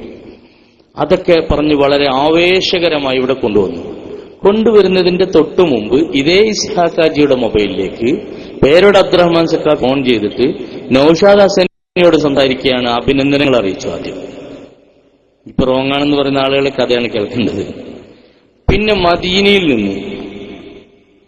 മദീനയിൽ നിന്ന് കാന്തപുരം എ പി അബൂബക്കർ മുസ്ലിയാർ നേരിട്ട് വിളിച്ച് വളരെ ഭക്തിയാദരവപൂർവം ഇതിനെ യാത്രയക്കണം, സ്വീകരിക്കണം, രണ്ടും ചെയ്യാൻ വേണ്ടി ഞങ്ങൾ വിളിച്ചറിയിച്ചു. ശേഷം അതേ കാന്തപുരം തന്നെ എന്നെ വിളിച്ച് എന്റെ നമ്പർ സംഘടിപ്പിച്ച് എന്നെ വിളിച്ചിട്ട് നാളത്തെ പിറ്റേ ദിവസത്തെ സിറാജിൽ വരേണ്ട ന്യൂസുകൾ കൊടുക്കാൻ എന്നെ ഏൽപ്പിച്ചു. അത് കഴിഞ്ഞ് സിറാജിന്റെ റിപ്പോർട്ടറായ ഷെരീഫ് പാലോളി എന്നെ വിളിക്കുകയും ആ വാർത്തയിൽ ആവശ്യമായ കാര്യങ്ങൾ മുഴുവൻ ഞാൻ പറഞ്ഞു കൊടുക്കുകയും ചെയ്തു. അങ്ങനെ സംഘടനയുടെ എല്ലാ മിഷണറിയും ഒന്നിച്ച് അംഗീകരിച്ചുകൊണ്ട് നടന്ന പരിപാടിയാണ്. പിന്നെ പൊന്മുളക്കറിയില്ല എന്ന് പറഞ്ഞാൽ ഞാൻ ഉത്തരവാദിയല്ല. അത് നിങ്ങൾ കാന്തപുരത്തോട് മാത്രം ചോദിക്കേണ്ടതാണ്, എന്നോട് ചോദിക്കേണ്ടതില്ല. പിന്നെ റോങ് ആവാൻ ഇവിടെ ഈ യൂണിറ്റ് കമ്മിറ്റിയാണ് ആ പരിപാടി നടത്തിയത്. അപ്പൊ റോങ് ആവോ? ഈ പരിപാടി SKSFന്റെ യൂണിറ്റ് കമ്മിറ്റി നടത്തിയാൽ നാളെ സത്താർ സാഹിബ് കോഴിക്കോട് എന്ന് പറയാം അത് റോങ് പരിപാടിയാണ്. എന്താണ് അതിനെക്കുറിച്ച് മനസ്സിലാക്കേണ്ടത്? അനുയായികൾ ഒരു രംഗത്തും നേതാക്കൾ വേറൊരു തട്ടിലാണെന്നല്ലേ? ഇങ്ങനെ സ്വന്തം ഭിന്നതകളെ സമൂഹത്തിന് മുന്നിൽ വലിച്ചിടേണ്ട ഒരു ആവശ്യമുണ്ടോ ഇവിടെ? സ്വയം എന്തിനാ പരിഹാസ്യനാവുന്നത്? അങ്ങനെ ഇവരൊക്കെ തന്ന നിർദ്ദേശപ്രകാരം നമ്മൾ ഇതൊക്കെ ചെയ്തു. നേരെ പിറ്റേന്ന് എയർപോർട്ടിൽ കൊണ്ടുപോയി അങ്ങനെ യാത്ര അയച്ചു. ഇതിനെയാണ് പൊന്മള പറഞ്ഞത് റോങ് പരിപാടി. ഞാനിപ്പോഴും പഴയ ആൾ തന്നെയാണ് കേട്ടോ, മാറിയിട്ടില്ല. ഇടയ്ക്കിടെ അത് സൂചന ആവശ്യമാണ്. എന്നിട്ട് ഞാൻ ചോദിക്കുകയാണ്, എന്താണ് കാന്തപുരം വിഭാഗത്തിന്റെ എന്റെ SSF ഇത് കേൾക്കണം. നിങ്ങൾ നാളെ SKSF ആവാനുള്ളതാണ്. ഇത് കേൾക്കുമ്പോൾ നിങ്ങൾക്ക് എന്നെ ജ്യൂസ് അടിച്ച് തന്നാൽ കുടിക്കാൻ തോന്നുന്ന വികാരം ഉണ്ടാവും എന്നറിയാം. പക്ഷെ ഇതന്നെയാണ് പണ്ട് എനിക്കും ഉണ്ടായിരുന്നത്. നിങ്ങൾ എന്നോളമായാൽ സംഭവമൊക്കെ തീരും, ക്ലിയർ ആവും. അപ്പൊ നിങ്ങൾ ആ വികാരം ഒന്ന് മാറ്റി നിർത്തിയിട്ട്, നിങ്ങൾ ആ ക്ഷുഭിതമായ അവസ്ഥ മാറ്റി നിർത്തിയിട്ട് ഒന്ന് നിങ്ങളൊന്ന് കൃത്യമായി കാര്യങ്ങൾ ഉൾക്കൊള്ളുക. അപ്പൊ നിങ്ങൾക്കും കാര്യങ്ങൾ ബോധ്യപ്പെടും. പൊന്മളയിൽ നിന്ന് നിങ്ങൾ ഇവിടെ SKSSFകാർ പറയുന്നത് ഒന്നും കേൾക്കേണ്ടതില്ല. ഞാൻ പറയുന്നുണ്ടല്ലോ, പഴയ ഞാനായിക്കൊണ്ട് തന്നെ അത് മാത്രം നിങ്ങൾ കേൾക്കുകയും ഇന്നും നിങ്ങൾ ആ ഗ്രൂപ്പിൽ തന്നെ ഉണ്ടല്ലോ, നിങ്ങൾ ചിന്തിക്കുകയും ചെയ്താൽ നാളെ നിങ്ങൾ ആബിദ് ഉദവിനോട് വന്ന് പറയും, പറ്റൂല ഉസ്താദെ, നമുക്കൊരു പരിപാടിയും കൂടി ഇവിടെ നിർത്തണം, ഞങ്ങൾക്ക് ഇവിടുന്ന് അങ്ങോട്ട് പ്രസംഗിക്കണം. ഷാഫി ഇതാ നമ്മളെ കൂട്ടത്തിൽ ഇരിക്കുന്നുണ്ടല്ലോ, SSFകാരനായിരുന്ന ഷാഫി ഇന്ന് നമ്മുടെ സ്റ്റേജിലുണ്ട്. ഇങ്ങനെ എറണാകുളത്ത് നിന്ന് 40ഓളം ആളുകൾ എറണാകുളം ഭാഗത്ത് നിന്ന് രാജിവെച്ചിട്ടുണ്ട്. ഇപ്പൊ സത്താർ സാഹിബിന് നമ്പർ ഞാൻ കൊടുത്തു. ഇൻഷാ അല്ലാഹ് പിരിച്ചുവിടാൻ പോലും, നിങ്ങളെ സംഘടന പിരിച്ചുവിടാൻ പോലും ആളില്ലാത്ത അവസ്ഥ വരും. അതിനു മുമ്പ്, ഒറ്റപ്പെടുന്നതിന് മുമ്പ് രക്ഷപ്പെട്ടോളൂ. ഏറ്റവും നല്ല വഴി അതാണ്. അങ്ങനെ പൊന്മള പറഞ്ഞു, പൊന്മള ഈ വിഷയം ഇതൊക്കെ വന്നു. അപ്പൊ കാന്തപുരം വിഭാഗത്തിൽ നിൽക്കുമ്പോ ഇപ്പോഴും കാന്തപുരം വിഭാഗം പ്രസംഗിക്കുന്നതും പറയുന്നതും റസൂലുള്ളാഹി സ്വല്ലല്ലാഹു അലൈഹി വസല്ലം തങ്ങളുടേതാണെന്ന് പറയപ്പെട്ട മാത്രം മതി. ആ ഉസൂലിൽ ഞാൻ കളിയാക്കുന്നില്ല. പറയപ്പെട്ട മതി എന്നാണ് നിങ്ങൾ പറഞ്ഞത്. ഇവിടെ എഴുതപ്പെട്ടിട്ടുണ്ട്. പറയപ്പെട്ട മാത്രമല്ല, കത്തെഴുതി പോലീസ് കമ്മീഷണറുടെ മുന്നിൽ നിന്ന് ഒപ്പിട്ട് തന്നിട്ടുണ്ട് നമുക്ക്. അന്ന് ആ ഉസൂൽ അംഗീകരിക്കുന്ന SSF SVSകാരനായ ഞാൻ എന്താണ് ചെയ്യേണ്ടത്? ഞാൻ ചെയ്യേണ്ട ഡ്യൂട്ടിയല്ലേ ഞാൻ ചെയ്തിട്ടുള്ളൂ. പറയപ്പെട്ടാൽ വിശ്വസിക്കണമെന്ന് പറഞ്ഞതുകൊണ്ട് തന്നെ ജാലിയവാലയിൽ നിന്നാണ് കൊണ്ടുവന്നത് എന്നത് എനിക്ക് ഉറപ്പുണ്ട്. കാരണം ജാലിയവാല വിളിച്ച് ഏൽപ്പിച്ചതിന്റെ അടിസ്ഥാനത്തിലാണ് ഇത് വാങ്ങാൻ വേണ്ടി കോഴിക്കോട് രാവിലെ മുതൽ ഞാനുള്ളത്. അവർ എയർപോർട്ടിൽ ഇറങ്ങിയത് മുതൽ, ഇമ്രാൻ ദാദാനി എന്ന വ്യക്തി എയർപോർട്ടിൽ ഇറങ്ങിയത് മുതൽ ഞാൻ അദ്ദേഹത്തിന്റെ പിന്നിലുള്ളത് ജാലിയൻവാല ഏൽപ്പിച്ചിട്ടാണ്. അപ്പൊ അവിടുന്ന് കൊണ്ടുവന്നുകൊണ്ട് തന്നെയാണല്ലോ ചെയ്തത്. അപ്പൊ അങ്ങനെ അദ്ദേഹത്തിന്റെ പിന്നിൽ കൂടി ഇതിന്റെ പിന്നിൽ നടന്നത് അന്ന് ഞാൻ ആ ഉസൂൽ അംഗീകരിച്ചുകൊണ്ട് തന്നെയാണ്. അങ്ങനെ നടത്തുകയും ഇവിടെ കൊണ്ടുവന്നു വലിയ സ്വീകരണമൊക്കെ നൽകി. റസൂലുള്ളാഹി സ്വല്ലല്ലാഹു അലൈഹി വസല്ലം തങ്ങളുടെ ഷഹർ മുബറക്കാണെന്ന് പറയുന്നത് അത് വിശ്വസിക്കാത്തൊരു വിഭാഗത്തിന്റെ കയ്യിൽ നിന്ന് വാങ്ങിക്കൊണ്ടുവന്ന് അതൊരു വലിയ സദസ്സിൽ വെച്ച് സ്വീകരിക്കുന്നത് ഒരിക്കലും തെറ്റാണെന്ന് ഞാൻ വിശ്വസിക്കുന്നില്ല, അനിവാര്യതയാണെന്ന് അന്ന് ഞാൻ കണക്കാക്കി.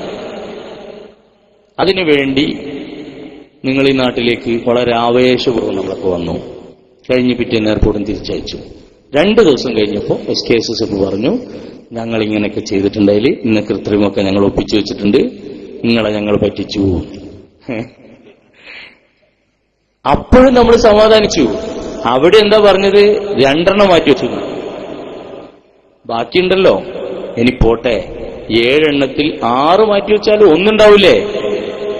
അപ്പോഴും ഞങ്ങളുടെ മനസ്സ് ആ പറഞ്ഞ കാലത്തൊക്കെയും നമ്മുടെ മനസ്സ് പോയത് ഒന്നെങ്കിലും ബാക്കിയുണ്ടെങ്കിൽ അതിന്റെ കൂടെ അമ്മൂന്റേതല്ല അമ്മാവന്റേതുണ്ടായാൽ പോലും കൊണ്ടുപോകുന്നതിന് എന്താ തെറ്റ്? ഒരു ഷെയർ മുബാറക്കുണ്ടെങ്കിൽ എന്നാണ് നമ്മൾ അന്ന് ചിന്തിച്ചത്. അപ്പൊ പൊന്മള പറഞ്ഞു, പിന്നീട് പൊന്മ പറഞ്ഞു, SKSSF ചെയ്യും പോലെ നിങ്ങളും ചെയ്യാം, നിങ്ങൾ ചെയ്യും പോലെ SKSSF ചെയ്യാം, അങ്ങനെ ചെയ്യല, അതിന് റോങ് ആണ്. പിന്നെ കുറെ ആണ്ട് വിശദീകരണം നടത്തി, അത് റോങ് ആക്കി മാറ്റി. അപ്പൊ പേരോട് പിന്നാലെ വന്നു. ആരെന്ത് പറഞ്ഞാലും തൊട്ട് ബാക്കിൽ സൈക്കിൾ എടുത്ത് മൂപ്പരും വരും. മൂപ്പര് ചിന്തിക്കൂല എന്താ പറയുന്നത്. പറഞ്ഞതിന് ശേഷം മൂപ്പര് ചിന്തിക്കും, ഞാൻ എന്താ ഇപ്പൊ പറഞ്ഞത്? വല്ലാത്തൊരവസ്ഥയാണ് ആ മനുഷ്യന്റെ. ഈ വാഴക്കാട് പരിസരത്ത്, വാഴക്കാട് പണ്ടൊക്കെ നമ്മൾ കേട്ടിരുന്നു കുറെ.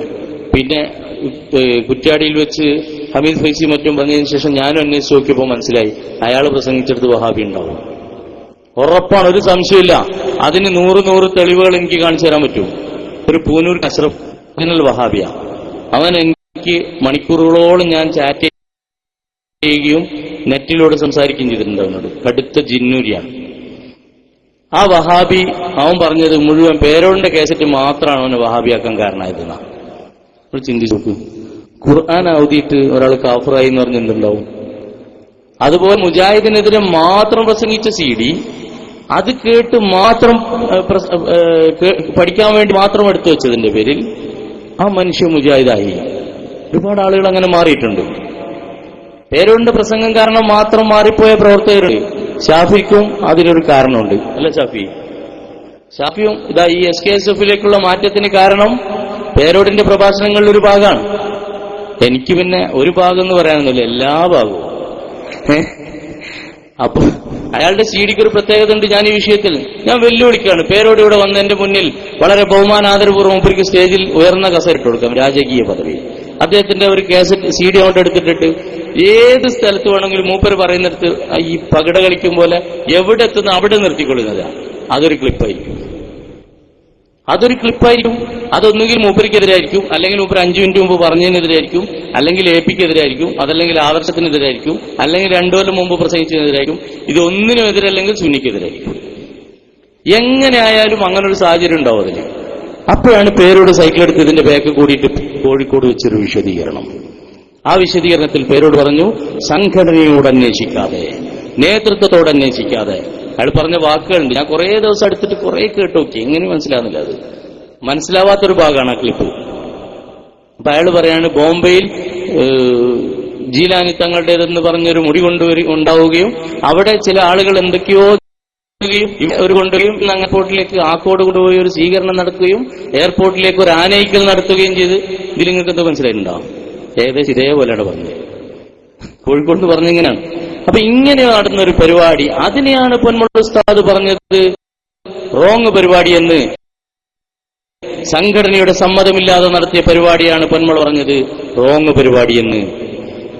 അപ്പൊ ഞാൻ ചോദിക്കുകയാണ്, ഒരാള് സാമാന്യമായി, ഞാനിപ്പോഴും പഴയ ആൾ തന്നെയാണ് കേട്ടോ, പഴയ ആളാണ്. ഞാൻ ചോദിക്കുകയാണ്, അന്നത്തെ ചെറുപ്പക്കാരനാണ് ഞാൻ.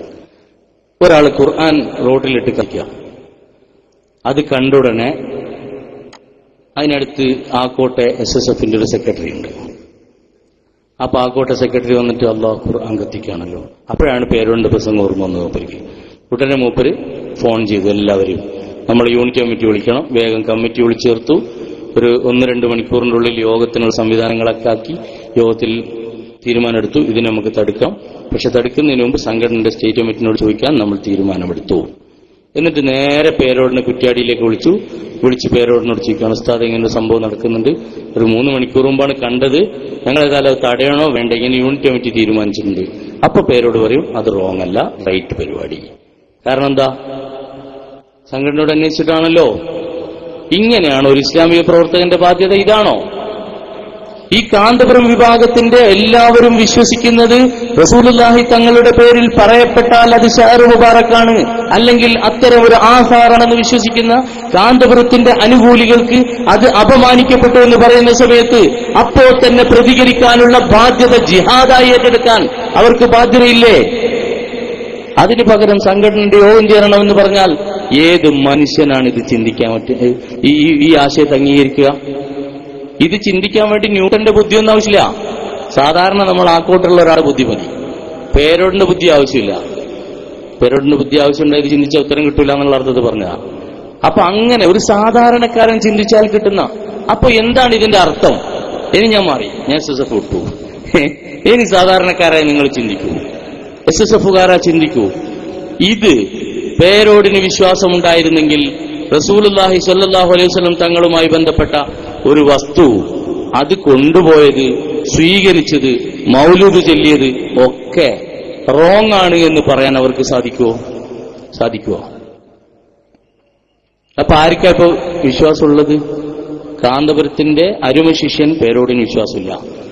പിന്നെ ജിഷാൻമായി വിളിക്കുന്ന സമയത്തൊക്കെ വളരെ പൊട്ടിച്ചിരിച്ച് സന്തോഷത്തോടെ കാന്തപുരത്തോടുള്ള ദേഷ്യം മൂപ്പര് ചിരിച്ചു തീർത്തതാണ്. പൊന്മള. പിന്നെ ഈ 2 ആളുകളെ കുറിച്ച് വാർത്തകൾ ഞാൻ പുറത്തുവിട്ടപ്പോൾ കാന്തപുരം ഞാൻ കുറച്ചു ദിവസം നിരീക്ഷിച്ചു, പഠിച്ചു. ഇനി എനിക്ക് ഇവരെ കുറിച്ചൊക്കെ ഒരു ബോധം ഉണ്ടായിരുന്നു. ഇവരിൽ ആർക്കും വിശ്വാസമില്ലാന്ന് എനിക്കറിയുമായിരുന്നു. പക്ഷെ എനിക്കൊരു സംശയം ബാക്കിയുണ്ടായിരുന്നു. കാന്തപുരം AP അബൂബക്കർ മുസ്ലിയാർക്ക് കുറച്ചെങ്കിലും വിശ്വാസം ഉണ്ടാവും. സംഭവം കച്ചവടമായി മുമ്പ് ഉദ്ദേശിക്കുന്നുണ്ടെങ്കിലും കച്ചവട വസ്തുക്കളിലും വിശ്വാസം ഉണ്ടാവുമല്ലോ. ചില ആളുകൾ ഹോട്ടൽ നടത്തുമ്പോൾ ഹോട്ടൽക്കാരൻ സ്വന്തം ഹോട്ടലിന് ചായ കുടിക്കൂല. എന്തുകൊണ്ടാണ് കുടിക്കാത്തത്? ആ വെള്ളം ഇവിടുന്ന് കൊണ്ടുവരുന്ന അയാൾക്ക് അറിയാനുണ്ടാവും. അങ്ങനെയാണോ ഇദ്ദേഹം എന്ന് നമുക്കൊന്ന് മനസ്സിലാക്കണമല്ലോ. കച്ചവടം ചെയ്യുന്ന സമയത്ത് ഇത് സത്യമായിട്ടാണോ ഇദ്ദേഹം ഉദ്ദേശിക്കുന്നത് മനസ്സിലാവണമല്ലോ. അതിനുവേണ്ടി ഞാൻ നിരീക്ഷിച്ചു കാന്തപുരത്തെ. 1-2 പരിപാടി കഴിഞ്ഞു മലപ്പുറത്തെത്തിയപ്പോ ആ സ്റ്റേജിൽ വെച്ച് കാന്തപുരം പറഞ്ഞു, പൊന്മള അബ്ദുൽ ഖാദർ മുസ്ലിയാർ കളവ് പറയാറില്ല. അപ്പൊ എന്താ അതിന്റെ അർത്ഥം? ജീവിക്കുന്ന തെളിവുകൾ പൊന്മളയുടേതായുണ്ട്, ഇത് യഥാർത്ഥ ഷഅർ മുബാറക്കല്ല എന്ന്. അപ്പൊ പിന്നെ കാന്തപുരത്തിന്റെ വിശ്വാസം എന്താ? പൊന്മള സത്യം മാത്രം പറയുന്ന ആളാണ്, ഇത് വ്യാജമെന്ന് കാന്തപുരം പോലും സമ്മതിക്കുന്ന അവസ്ഥ വരികയാണ്. ഇപ്പൊ എനിക്ക് തോന്നുന്നത് കാന്തപുരത്തിന് വിശ്വാസമില്ല, എനിക്ക് വിശ്വാസമുണ്ടെന്നാ.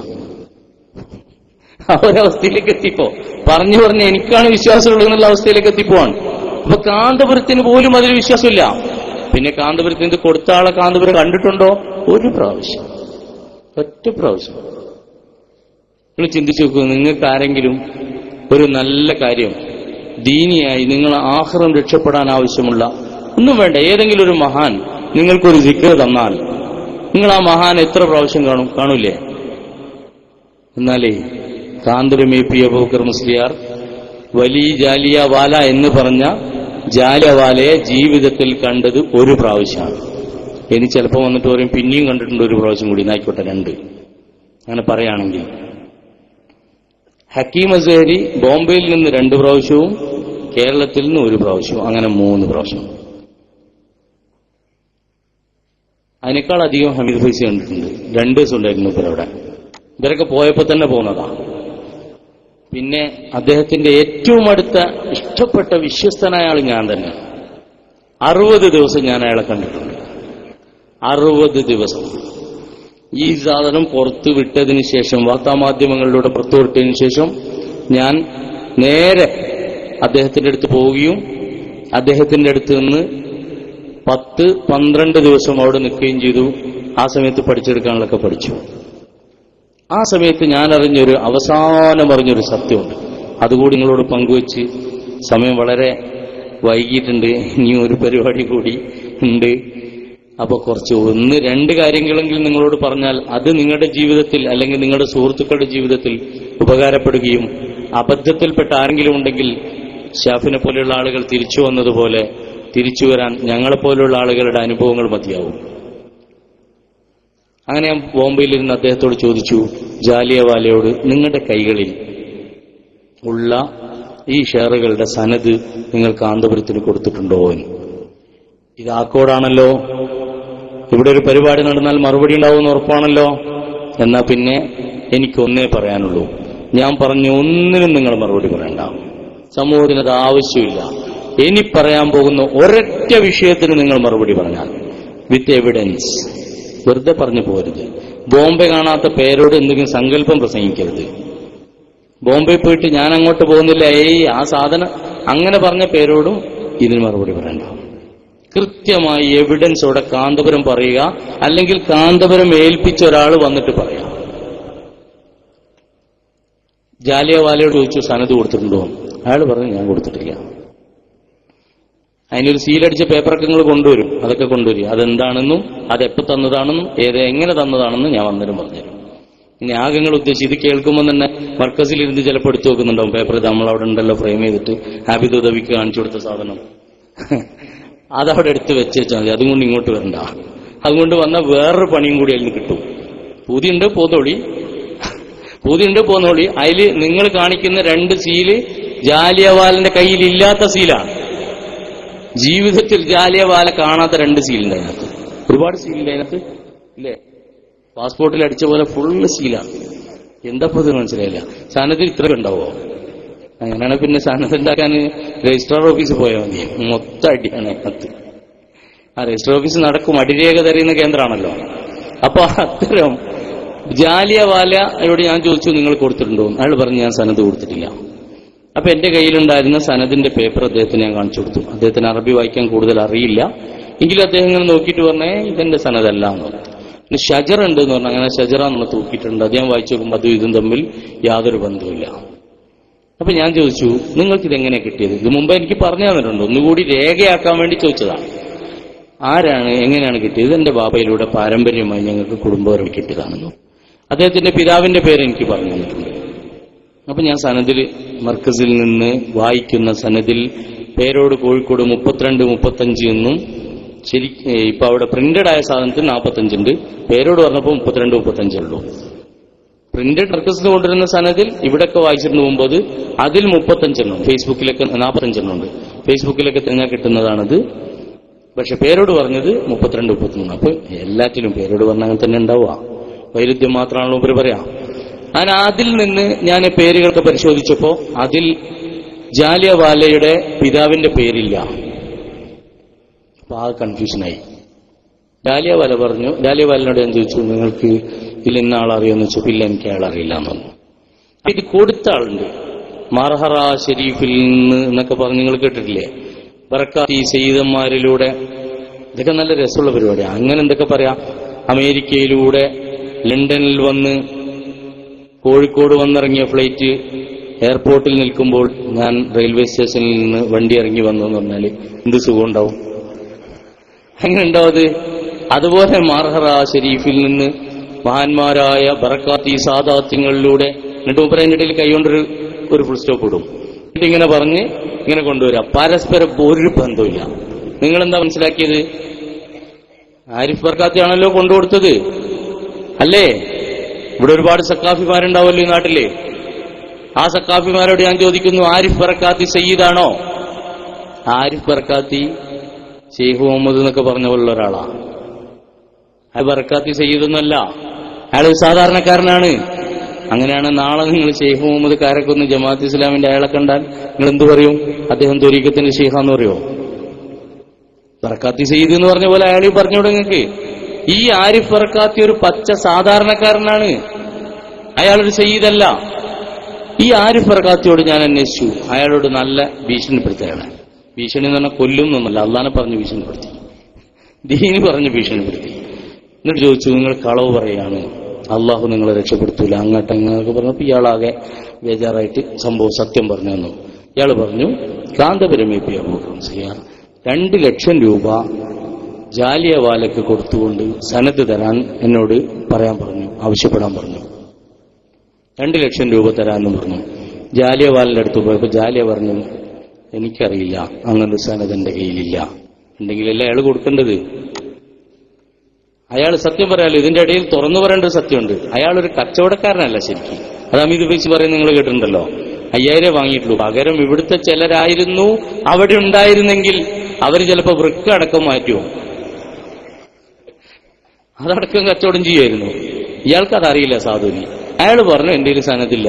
ഇവരെന്താ പറയാ, ഞങ്ങൾ അവിടെ ഇരിക്കും 2 ദിവസം കൊണ്ട് തരാന്നല്ലോ പറയാ. 2 ലക്ഷം കിട്ടാൻ പോകുന്നു, എവിടെന്നെങ്കിലും എഴുതിയെടുത്തൂടെ.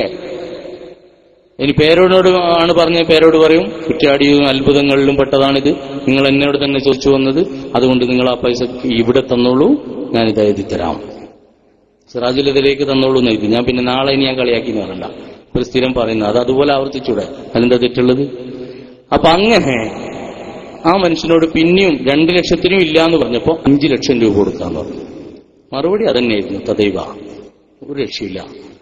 അപ്പൊ പിന്നെ ഇയാളുടെ നിന്ന് കിട്ടാനില്ല എന്ന് ബർക്കാത്തി ഷെയ്ഖ് അബൂബക്കർ എന്ന ഇന്ത്യയിൽ ജനിക്കുകയും UAE ജീവിക്കുകയും ചെയ്യുന്ന ഷെയ്ഖ് അബൂബക്കറിനോട് വിളിച്ചു പറഞ്ഞു.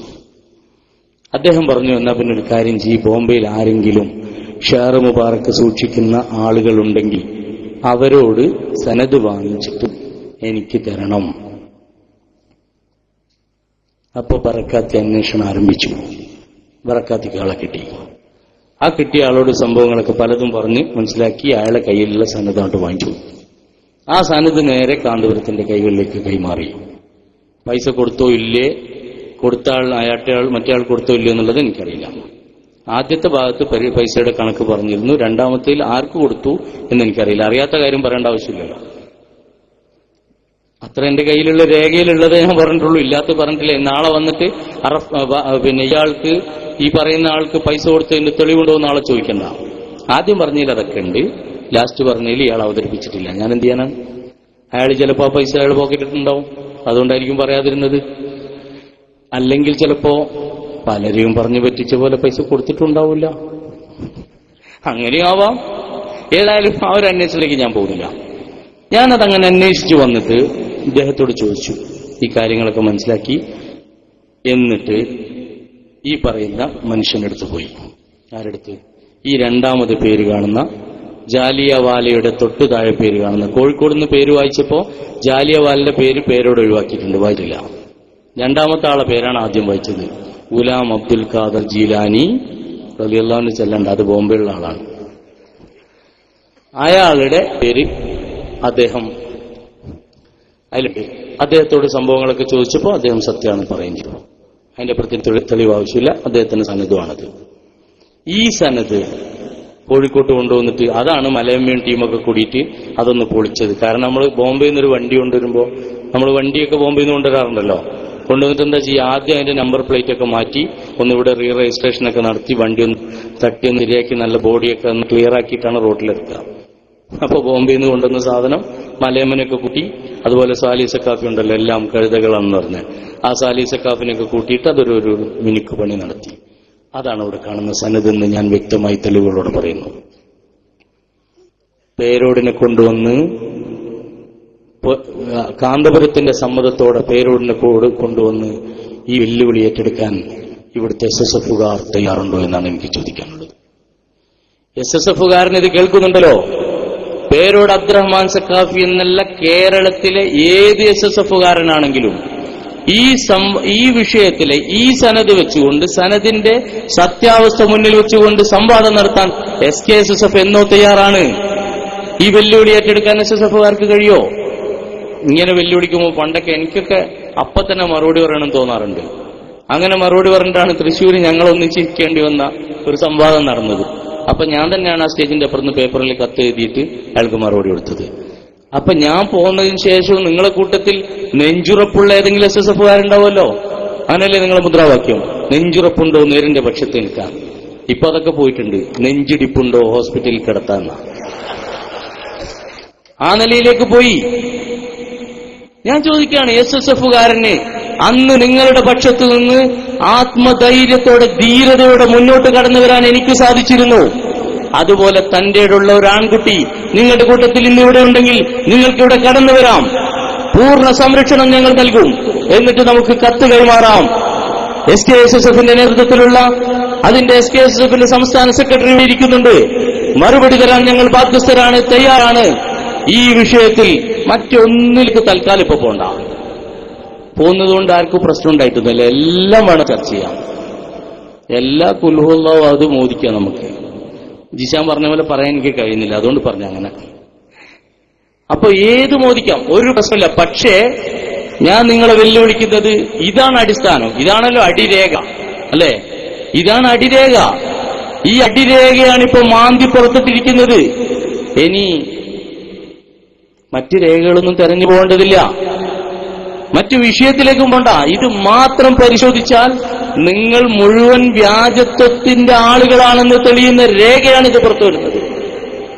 ഈ രേഖയെ ഗണ്ണിക്കാൻ തയ്യാറുള്ള കഴിവുള്ള ഒരു SSFകാരൻ, ഇനി വഹാബി സക്കാഫി ആയാലും വേണ്ടില്ല, നമ്മൾ തീർച്ചയായും ആരുടെ മുന്നിലും ആര് വരികയാണെങ്കിലും വെറുതെ എന്തെങ്കിലും പ്രസംഗിച്ചു പോയിട്ട് കാര്യമില്ല.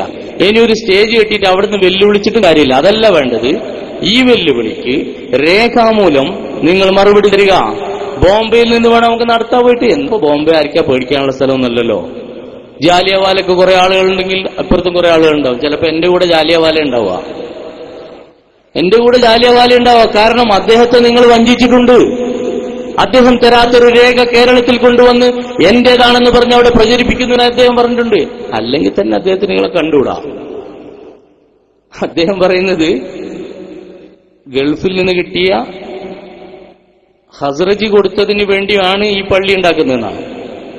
ആ മുടി വെച്ചാണ് പള്ളി ഉണ്ടാക്കുന്നതെന്നാണ് ജാലിയവാലയുടെ അറിവ്. അങ്ങനെ തന്നെയാണെന്നാണ് നമുക്ക് മനസ്സിലാവുന്നത്. നിങ്ങൾ കേസിലെ രേഖ പരിശോധിച്ച ആളല്ലേ കോടതിയിൽ, ഹൈക്കോടതിയിൽ കൊടുത്ത കേസിന്റെ രേഖയിൽ കാന്തപുരത്തിന്റെ സ്റ്റേറ്റ്മെന്റ് ഉണ്ട്. അതിൽ ജാലിയവാല എന്ന് പറഞ്ഞൊരു മനുഷ്യനെ സ്പർശിച്ചിട്ടേ ഇല്ല. 3 ഷെയർ കൊടുത്ത ആളാണ് ജാലിയവാല, 1 മാത്രം കൊടുത്തതാണ് ഹസ്രജി. അപ്പൊ അതാണ് കോടതി പറഞ്ഞത്. ജാലിയവാലയെ മിണ്ടിയിട്ടില്ല. എന്തേ മിണ്ടാത്തത്? ഇതൊക്കെ ഞാൻ പറയും ജാലിയവാലിനോട്, ഓർത്തോളൂ. ഇതൊക്കെ ഞാൻ തുറന്നു പോയും ജാലിയവാലയോട്. ജാലിയവാലക്ക് ഞങ്ങളെങ്ങാനും മൈക്കൊരു 2 മണിക്കൂർ ഓപ്പൺ ആക്കിയിട്ട് കൊടുത്താൽ ജാലിയവാല പറയുന്ന സത്യം കേട്ട് നിങ്ങൾ കയറെടുത്ത് കെട്ടി തൂങ്ങേണ്ടി വരും. അതിനു മുമ്പ് അല്ലാഹു നിങ്ങളെ രക്ഷപ്പെടുത്തട്ടെ.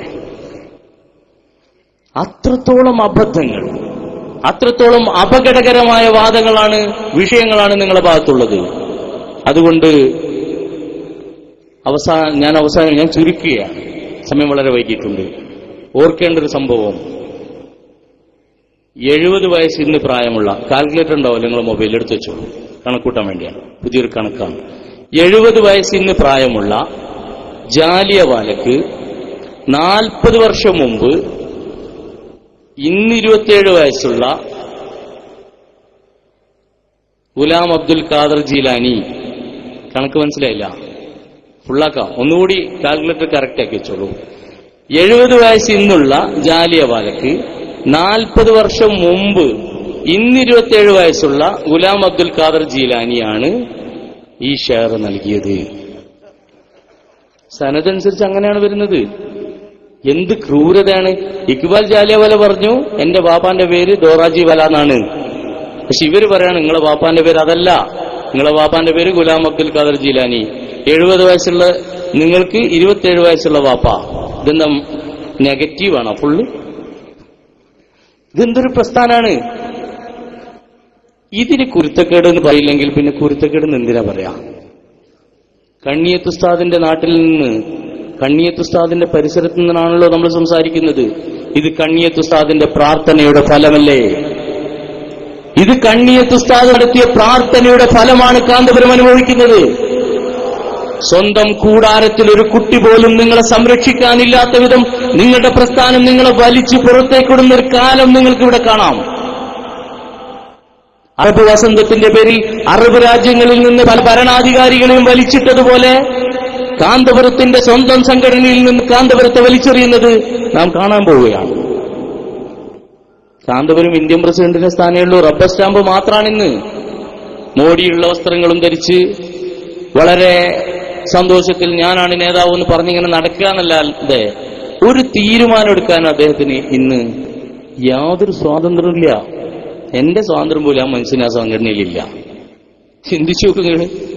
കൂട്ടുകാരെ, നിങ്ങൾക്ക് അദ്ദേഹത്തെ രക്ഷപ്പെടുത്താൻ കഴിയുമെങ്കിൽ അദ്ദേഹത്തെയും കൂട്ടി ഏതെങ്കിലും ഒരു തീർത്ഥയാത്രക്ക് പുറപ്പെട്ടോളൂ. അതാണ് ഈ സമുദായത്തിന് നന്നാവുക, അദ്ദേഹത്തിന്. അതുകൊണ്ട് ഈ സമൂഹത്തെ നിങ്ങൾ തിരിച്ചറിയണം. ഇതൊരു റോങ് സംഘമാണ്. ഈ സമൂഹത്തെ തിരിച്ചറിയാൻ ഇനി നാം വൈകിയാൽ നമുക്ക് നമ്മുടെ സമുദായത്തിന് വലിയ അബദ്ധങ്ങൾ സംഭവിക്കും. സാമ്രാജ്യത്വത്തിന്റെ ചാരന്മാർ സമുദായത്തെ നശിപ്പിക്കാൻ വേണ്ടി കാലാകാലങ്ങളിലുണ്ടാക്കുന്ന കുതന്ത്രങ്ങളും ചാരപ്രവർത്തനങ്ങളുടെയും ഫലമാണോ ഈ പ്രസ്ഥാനമെന്ന് സംശയിക്കേണ്ടിയിരിക്കുന്നു. മഹാനരായ ശംസുൽ ഉലമയെയും കണ്ണിയത്ത് ഉസ്താദിനെയും ഒരു കാലഘട്ടത്തിൽ അത്തും പിത്തുമാണെന്ന് പറഞ്ഞവർ ഇന്ന് സ്വന്തം പ്രവർത്തനത്തിന്റെ ഫലം അങ്ങനെയായി കാണുകയാണ്. അവരിന്ന് അന്ന് കുറ്റം പറഞ്ഞവർ ഇന്ന് പറയുന്നത് ശംസുൽ ഉലമ മഹാനാണെന്നാണ്, കണ്ണിയത്ത് ഉസ്താദ് മഹാനാണെന്നാണ്. നിങ്ങളോട് ഞാൻ പറയേണ്ടതില്ലല്ലോ, ഇവിടെ ഉറൂസ് നടത്താൻ വന്നവരല്ലേ. അന്ന് ഞാൻ ഒഴിഞ്ഞു നിന്നിരുന്നു, ഞാൻ ആ ഭാഗത്തേക്ക് തന്നെ വന്നില്ല. കാരണം അല്ലാത്ത ദിവസം വരാറുണ്ട്. എനിക്കറിയാം നിങ്ങൾ എന്താണ് അവിടെ സംഭവിക്കാൻ പോകുന്നത്. അത് ചിന്തിച്ചാൽ ആർക്കും അറിയാലോ. ഇത്രയും കാലം ഉറൂസ് നടത്താത്ത നിങ്ങളെ വീട്ടിൽ വന്നിട്ട് നിങ്ങളെ വീട്ടിലെ കല്യാണം ഞാൻ സ്വന്തം നടത്തി എങ്ങനെ ഉണ്ടാവും? ആ ഒരു വിഡ്ഢിത്തമാണ് ഇവിടെ നടക്കാൻ പോകുന്ന അറിയുന്നത് കൊണ്ട് ഞങ്ങൾ ആ ഭാഗത്തേക്ക് തന്നെ വന്നിട്ടില്ല. അങ്ങനൊരു പണിക്ക് നമ്മളില്ല. കണ്ണിയത്ത് ഉസ്താദിന് വേണ്ടാത്തോണ്ടല്ല, അല്ലാത്ത സമയത്ത് നമ്മൾ വരാറുണ്ട്. അങ്ങനെ കണ്ണിയത്ത് ഉസ്താദും ശംസുൽ ഉലമയെ കുറിച്ചും ഈ സംഘടന പറയുന്നത് അവർ മഹാന്മാരാണ്, തത്തുല്യമായ ആരുമില്ലാത്ത വിധം മഹാന്മാരായിരുന്നു അവരെന്നാണ്. എന്നാൽ ഞാൻ ചോദിക്കട്ടെ എന്റെ പ്രിയപ്പെട്ട എസ്എസ്എഫുകാരാ, ഒരു കാലഘട്ടത്തിൽ ശംസുൽ ഉലമക്ക് പിഴച്ചിരിക്കുന്നു, അതുപോലെ കണ്ണിയത്ത് ഉസ്താദിന് പിഴച്ചിരിക്കുന്നു എന്ന് നിങ്ങൾ പറഞ്ഞ് പ്രവർത്തിച്ചിരുന്നില്ലേ? അതുമായി നിങ്ങൾ മുന്നോട്ട് പോയിരുന്നില്ലേ? ഇപ്പൊ നിങ്ങളിങ്ങനെ പറയുമ്പോ കാളമ്പാടി ഉസ്താദ് മഹാനായി മാറിയിട്ടുണ്ട്. നാളെ ഇനിയിപ്പോ സത്താർ സാഹിബൊക്കെ കുറച്ച് കഴിഞ്ഞാൽ സംഘടനയുടെ നേതാക്കൾ പറയും സത്താർ പന്തല്ലൂർ എന്ന് പറഞ്ഞൊരു വ്യക്തി ഉണ്ടായിരുന്നു, അദ്ദേഹം മഹാനായിരുന്നു. ഈ സംഘടനയിലെ ഓരോരുത്തരെ കുറിച്ച്, കാരണം അവർ പറയുന്നത് സത്യമാണ്, ആ വിഷയത്തിൽ മാത്രമാണ് സത്യം പറയാറുള്ളത്. മറ്റെല്ലാം കളവാണെങ്കിൽ അത് സത്യമായിരുന്നു.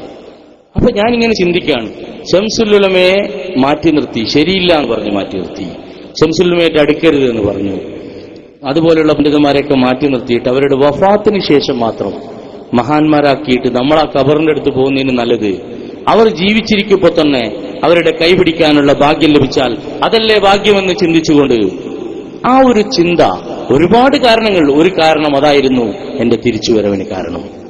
ഓർക്കണം എസ്എസ്എഫുകാരാ, ശംസുൽ ഉലമയെ നമുക്ക് ജീവിതത്തിൽ കൈപിടിക്കാൻ കിട്ടിയിട്ടില്ല.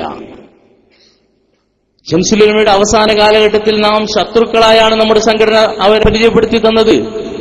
ഈ കോയക്കുട്ടി ഉസ്താദിനെയും നമ്മൾ പരിചയപ്പെടുത്തുന്നത് അങ്ങനെയാണ്, ചെറുശ്ശേരി ഉസ്താദിനെയും പരിചയപ്പെടുത്തുന്നത് അങ്ങനെയാണ്. നാളെ വഫാത്തിന് ശേഷം നിങ്ങൾ ഈ നേതാക്കൾ പറയും ചെറുശ്ശേരി ഉസ്താദും കോയക്കുട്ടി ഉസ്താദിനെ പോലെയുള്ള ആളുകളൊക്കെ മഹാന്മാരായിരുന്നു എന്ന് പറയുമ്പോൾ കൈ കടിക്കേണ്ടുന്ന അവസ്ഥ വരുന്നതിന് മുമ്പ് ഇന്ന് നിങ്ങൾക്ക് അവരുടെ ജീവിതകാലത്ത് അവരുടെ പിന്നിൽ നിന്ന് അനുഗ്രഹങ്ങളുടെ പേവാരി പെയ്യുന്ന സമസ്തയുടെ തീരത്തിരുന്ന് നിങ്ങൾക്ക് സച്ചരിതരാവാം. ഇതിനേക്കാൾ വലിയൊരു ഭാഗ്യം കേരളത്തിൽ കിട്ടൂല സുഹൃത്തുക്കളെ. ഇതിനേക്കാൾ ഭാഗ്യം എവിടുന്ന് കിട്ടും? രോഗങ്ങളുടെ പേര് എണ്ണി എണ്ണി എണ്ണി എണ്ണി പറയുന്ന രോഗപ്രതിരോധ സദസ്സുകളെക്കാൾ നല്ലത് ആത്മീയ സദസ്സുകളാണ്. തിരിയേണ്ടവർക്ക് തിരിയുന്നുണ്ടാവുമല്ലോ. അപ്പോ അത്തരം പ്രാർത്ഥനാ സദസ്സുകൾക്ക് പകരം മഹാന്മാരായ ഉസ്താദുമാരും പണ്ഡിതന്മാരും ദുആ ചെയ്യുന്ന സദസ്സുകൾ. ഈ നേതൃത്വത്തെ കാണാൻ വേണ്ടി കഴിഞ്ഞ ദിവസം ഈ സംഘടനയിലേക്ക് കടന്നു വരുന്നതിന്റെ പ്രാഥമിക ഘട്ടം എന്ന നിലയിൽ സമസ്തയുടെ സമുന്നതരായ പണ്ഡിതന്മാരെയും പാണക്കാട്ടെ തങ്ങന്മാരെയും കാണാം. കേരള മുസ്ലിങ്ങളുടെ അവിഭാജ്യഘടകവും അഭിമാനവുമായ സയ്യിദ് ഹൈദർ അലി ശിഹാബ് തങ്ങൾ, അള്ളാഹു അവിടുത്തെ ആരോഗ്യവും അവിടുത്തേക്ക് ദീർഘായുസ്സും നൽകുമാറാവട്ടെ. സ്വാദിഖ് അലി ശിഹാബ് തങ്ങളെയും സൈനുൽ ഉലമയും കോട്ടുമലി ഉസ്താദ് തുടങ്ങിയ എല്ലാ പണ്ഡിതന്മാരെയും ഒന്നിച്ചു കാണാൻ ഒരു ദിവസം അവസരമുണ്ടായി. അന്ന് അവരുടെ കൈകളിൽ പിടിച്ചു. ഹൈദർ അലി തങ്ങളുടെ കൈകളിൽ പിടിച്ച ആ നിമിഷത്തെ ഇപ്പോഴും ഞാൻ ഓർക്കുകയാണ്.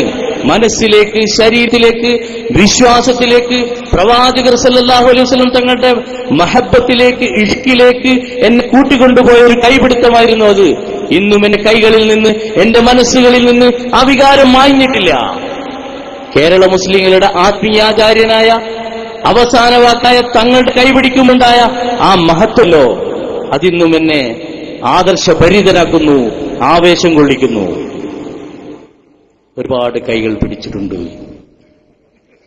ആ കൈകളിലൊന്നും ഇത് കണ്ടിട്ടില്ല. അവിടെയൊക്കെ പേരുകളിൽ കാന്തികത കണ്ടിട്ടുണ്ടെങ്കിലും ഈ കാന്തസ്പർശം ഇവിടെ മാത്രമാണ് കണ്ടത്. അതിവിടെ മാത്രമാണ് കണ്ടത്. ചെറുശ്ശേരി ഉസ്താദിനെ കണ്ടു, ഞങ്ങളിൽ ഒരാളായി ഞങ്ങൾക്കിടയിലൂടെ നടന്നുപോയ ചെറുശ്ശേരി ഉസ്താദിനെ. അല്ലാതെ സാമ്രാജ്യത്വത്തിന്റെ ഉന്നതങ്ങളിലൂടെ നടന്നു പോകുന്ന രാജാവിനെയല്ല കണ്ടത്. കലാപരമായ വസ്ത്രങ്ങൾ ധരിച്ച് ആർട്ടിഫിഷ്യലായി ഉണ്ടാക്കിയ നേതൃപാടവത്തെയല്ല കണ്ടത്. നമ്മളിൽ ഒരാളായ പാവപ്പെട്ടൊരു പണ്ഡിതനെ കണ്ടു. അവിടുത്തെ കൈപിടിച്ചു. അവിടുന്ന് ബർക്കത്ത് ലഭിച്ചപ്പോ അവിടുന്ന് ലഭിച്ച മൊഴിമുത്തുകൾ, വാക്കുകൾ വളരെ പ്രസക്തമായിരുന്നു. അവസാനം കേരള മുസ്ലിങ്ങൾക്ക് തന്നെ മാതൃകയാവുന്നൊരു തീരുമാനം പറഞ്ഞു. ഈ സംഘടനയിൽ പിരിവ് നടത്തിയിട്ട് പിരിവില്ല എന്ന് പറയുന്ന കള്ളത്തരമില്ല. ഞാനത് കൂട്ടിയതാണ്. ഇവിടെ വഞ്ചനയില്ല, ചതിയില്ല, ആരെയും ദ്രോഹിക്കലില്ല, സത്യം മാത്രം പറയണം. ഇത് കേട്ടപ്പോ എന്റെ കൂടെ ഞങ്ങൾ കുറച്ച് ആളുകൾ വന്നിരുന്നു. ഒരാൾക്കൊരു സംശയം, അങ്ങനെയൊന്നില്ലേ എന്നൊരാൾ ചിന്തിച്ചുപോയി. അള്ളാഹു അങ്ങനെ ചിന്തിച്ചവർക്ക് ആ ചിന്ത മാറ്റിയിട്ട് യാഥാർത്ഥ്യം ചിന്തിക്കാനുള്ള അവസ്ഥ അള്ളാഹു നൽകുമാറാവട്ടെ. പക്ഷേ എനിക്ക് സന്തോഷമുണ്ടായത്, കാരണം ഈ ഇതിൽ നിന്ന് രക്ഷപ്പെട്ടു പോരാനല്ലേ പോകുന്നത്, അവിടെ തന്നെയല്ലേ കേൾക്കേണ്ടത്. നസൂഹായ തൗബയും ചെയ്തു വരുന്ന ആളുകളെ തട്ടിമാറ്റുന്ന അവസ്ഥയും സമസ്തക്കില്ലെന്ന് പറഞ്ഞ ആ വാക്കുകൾ ഇന്നും ഞാൻ അർത്ഥവത്തായി കാണുന്നു. മാത്രമല്ല അവിടുന്ന് നമുക്ക് നൽകിയ ഉപദേശങ്ങൾക്ക് വളരെ വലുതായിരുന്നു. ഈ സമുദായത്തിന് മാതൃക കൂടിയായിരുന്നു ആ വാക്കുകളൊക്കെ. അതുകൊണ്ട് എന്റെ പ്രിയപ്പെട്ട സുഹൃത്തുക്കളോട് എനിക്ക് സൂചിപ്പിക്കാനുള്ളത്, മാറി നിന്ന് കേൾക്കുന്ന ഇപ്പൊ ഞാനിങ്ങനെ വരുന്ന സമയത്ത് ഈ സംഘടനയിലേക്ക് മുതലക്കുളത്ത് കയറി വരുന്നതിന് മുമ്പ് ഞാൻ ശരിക്കൊരു എന്താ പറയാ, ഈ നമ്മുടെ മാർക്കറ്റിലൊക്കെ വലിയ ഭാണ്ഡവും പേറിപ്പോകുന്ന ആളുകളുടെ അതേ അവസ്ഥയിലായിരുന്നു. ഇവിടെ വന്നങ്ങോട്ട് ആ മുതലക്കുളത്തേക്ക് കയറിയപ്പോൾ അതൊക്കെ അയച്ചിട്ടു. ഇപ്പൊ വളരെ ഫ്രീയാ. എന്തൊരു സന്തോഷമുണ്ട്. ഏത് കാര്യവും വെട്ടിത്തുറന്ന് പറയാം ദീനിന്റെ ഉള്ളിൽ, ദീനിന്റെ അതിർവരമ്പുകൾക്കുള്ളിൽ നിന്നുകൊണ്ട്. അവിടെ നമ്മൾ കാന്തപുരം ഉസ്താദിന് എന്ത് സംഭവിക്കുന്നു എന്ന് നോക്കണ്ടില്ല. സമസ്തന്റെ പണ്ഡിതന്മാർ പറഞ്ഞതാണോ നോക്കിയാൽ മതി. സമസ്തന്റെ പണ്ഡിതന്മാർ എല്ലാ വിഷയത്തിലും തീരുമാനം പറഞ്ഞിട്ടുണ്ടാവും. അവിടെ അങ്ങനെയല്ല ഉണ്ടായിരുന്നത്. കാന്തപുരം പറഞ്ഞില്ലെങ്കിൽ നമ്മൾ ഉണ്ടാക്കണം ഒരു തീരുമാനം. കാരണം ഈ വിഷയത്തിൽ ഈ ഷെയർ മുബാറക്ക് എന്ന് പറഞ്ഞ് ഓരോരുത്തർ പിന്നാലെ ഓടുമ്പോൾ ഞങ്ങളെ ബാക്കിലാവില്ല. എന്നിട്ട് ചോദിക്കും ആ വിഷയത്തിന് എന്താ മറുപടി ഇത്. അപ്പൊ വിളിച്ച് ചോദിക്കും ഹുസൈൻ സക്കാഫിനോട്, ചുള്ളിക്കോടിനോട്, മറ്റുള്ളവരോട് എന്താണ് അതിന്റെ മറുപടി, നമുക്കറിയില്ലല്ലോ. അപ്പൊ അവർ പറയും ഞങ്ങൾക്കറിയില്ല. അപ്പൊ ഞങ്ങൾ ഗവേഷണം നടത്തണം. ഇജ്തിഹാദാണ് അവിടെ നടത്തേണ്ടത്. നേതാവിനോട് ചോദിച്ചാൽ മൂപ്പർക്ക് ഓർമ്മ എന്തുണ്ടാവില്ല, മൂപ്പര് കണ്ടിട്ടില്ലല്ലോ ആരും, മൂപ്പർക്ക് ജാലിയൻവാലിനെ അറിയില്ലല്ലോ. അപ്പൊ ഈ ഒരു അവസ്ഥയിൽ നിന്ന് മാറി വളരെ റാഹത്തായിപ്പോ എന്ത് സന്തോഷമുണ്ട്. ഇവിടെ ആർക്കും ഒരു പ്രശ്നമില്ല. ഞാനിങ്ങനെ ഓർത്തുപോകുന്ന, ഞാൻ ഈ രണ്ട് പ്രസ്ഥാനത്ത് അവസാനം കടന്നു വരുമ്പോൾ ഞാൻ ഓർത്തൊരു ഘട്ടമുണ്ടായിരുന്നു. ഈ രണ്ട് വിഭാഗം കൂടെ ഉണ്ടല്ലോ, എങ്ങനെ ഇപ്പൊ ഇതിന് രണ്ടിനെയും ഇങ്ങനെ വേർതിരിച്ച് മനസ്സിലാക്കാനുള്ള ഒരു എളുപ്പവഴി, അതിനെങ്ങനെ വിശേഷിപ്പിക്കണമെന്ന് ഇങ്ങനെ ചിന്തിച്ചപ്പോൾ എനിക്ക് മനസ്സിലായി, നമ്മുടെ നാട്ടിലെ ഇംഗ്ലീഷ് മീഡിയവും സാധാരണ ഗവൺമെന്റ് സ്കൂളും, അതുപോലുള്ള രണ്ട് സാധനം. ഇംഗ്ലീഷ് മീഡിയം മാനേജ്മെന്റിൽപ്പെട്ട ആരെങ്കിലും ഉണ്ടെങ്കിൽ ഇറങ്ങിപ്പോകുമ്പോൾ തലരുത് ഉള്ള സത്യം പറയുന്നതാണ്. ഇംഗ്ലീഷ് മീഡിയത്തിൽ നല്ല യൂണിഫോം ഉണ്ടാവും, കാണാൻ നല്ല ചൂടുണ്ടാവും, നല്ല സുന്ദരന്മാരായിരിക്കും, ടൈയൊക്കെ കെട്ടിയിട്ട് കഴുത്തൊക്കെ കണ്ടിട്ട് വലിച്ചു മുറുക്കിയിട്ട് വളരെ ഉഷാറിലായിരിക്കും. അവിടെ എല്ലാം കലാപരമായിരിക്കും. പക്ഷെ മാനേജ്മെന്റിന് പൈസ മാത്രം മതിയാവും. പിന്നെ ഗവൺമെന്റ് സ്കൂളാണ്. ഗവൺമെന്റ് സ്കൂളിൽ യൂണിഫോം ഉണ്ടാവില്ല, ചിലപ്പോൾ ഉള്ള തന്നെ അലക്കിയിട്ടുണ്ടാവില്ല, ചിലപ്പോൾ ഇസ്തിരിയിട്ടിട്ടുണ്ടാവില്ല. അങ്ങനെ ഒരു ഇതില്ലാതെ പക്ഷെ നല്ല മൂല്യമുള്ള പഠനം ഉണ്ടാവും. അതിന്റെ അടിരേഖകളൊക്കെ കൃത്യമായിരിക്കും. വളരെ പക്ഷെ മൂല്യമുള്ള വിദ്യാഭ്യാസം അവിടെ ഉണ്ടാവും. കലാപരതകളൊന്നും അവിടെ ഉണ്ടാവില്ല. ഈ രണ്ട് സംഘടനകളെയും വെച്ച് തുലനം ചെയ്തപ്പോൾ എനിക്ക് തോന്നിയ ഉദാഹരണത SSF കാന്തപുരം വിഭാഗം ഇംഗ്ലീഷ് മീഡിയവും നമ്മുടെ സംസ്ഥ നമ്മളെ ഗവൺമെന്റ് സ്കൂൾ പോലെയുള്ള പാവങ്ങൾ പാരമ്പര്യത്തിന്റെ വഴി. ഇത് രണ്ടും മനസ്സിലാക്കിയാൽ തന്നെ ഏതൊരു സാധാരണക്കാരനും ഇതിന്റെ അടിസ്ഥാനത്തിൽ ഒന്ന് പഠിച്ചു നോക്കിയാൽ, ഇംഗ്ലീഷ് മീഡിയം വെച്ചിട്ട് ഇങ്ങനെ നോക്കിയാൽ മതി ഓരോ ദിവസം. അപ്പോഴാണ് എനിക്ക് ഓർമ്മ വന്നത്, നമ്മളെ മർക്കസിന്റെ ഇംഗ്ലീഷ് മീഡിയം ഞാൻ മറന്നുപോയി. മർക്കസിനൊരു ഇംഗ്ലീഷ് മീഡിയം ഉണ്ട്. ആ ഇംഗ്ലീഷ് മീഡിയത്തിന്റെ നടത്തിപ്പിലെ മുഖ്യ പങ്ക് വഹിക്കുന്നത് കാന്തപുരം എ പി അബൂബക്കർ മുസ്ലിയാർ തന്നെയാണ്. അദ്ദേഹത്തിന്റെ മരുമക്കളൊക്കെ കൂടി നടത്തുന്ന സാമ്രാജ്യത്തിലെ ഒരു ഘടകമാണ് ഇംഗ്ലീഷ് മീഡിയം. മർക്കസിന്റെ ഇന്റർനാഷണൽ സ്കൂൾ കോഴിക്കോട്. അവിടെയുള്ള രക്ഷിതാക്കൾ പുറത്തിറക്കിയ നോട്ടീസാണിത്. ചുരുക്കുകയാണ്. ഈ നോട്ടീസിൽ ആദ്യത്തെ തന്നെ ഭാഗം നിർത്തലാക്കിയ ളുഹ്ർ നിസ്കാരം പുനഃസ്ഥാപിക്കുക. നിങ്ങൾ കേട്ടിട്ടുണ്ട് അങ്ങനെ സംഭവം? ഇസ്രാ മിഹ്റാജൊക്കെ കേട്ടിട്ടുണ്ട്, അന്ന് നിർത്തലാക്കിയതായിട്ട് കേട്ടിട്ടില്ല.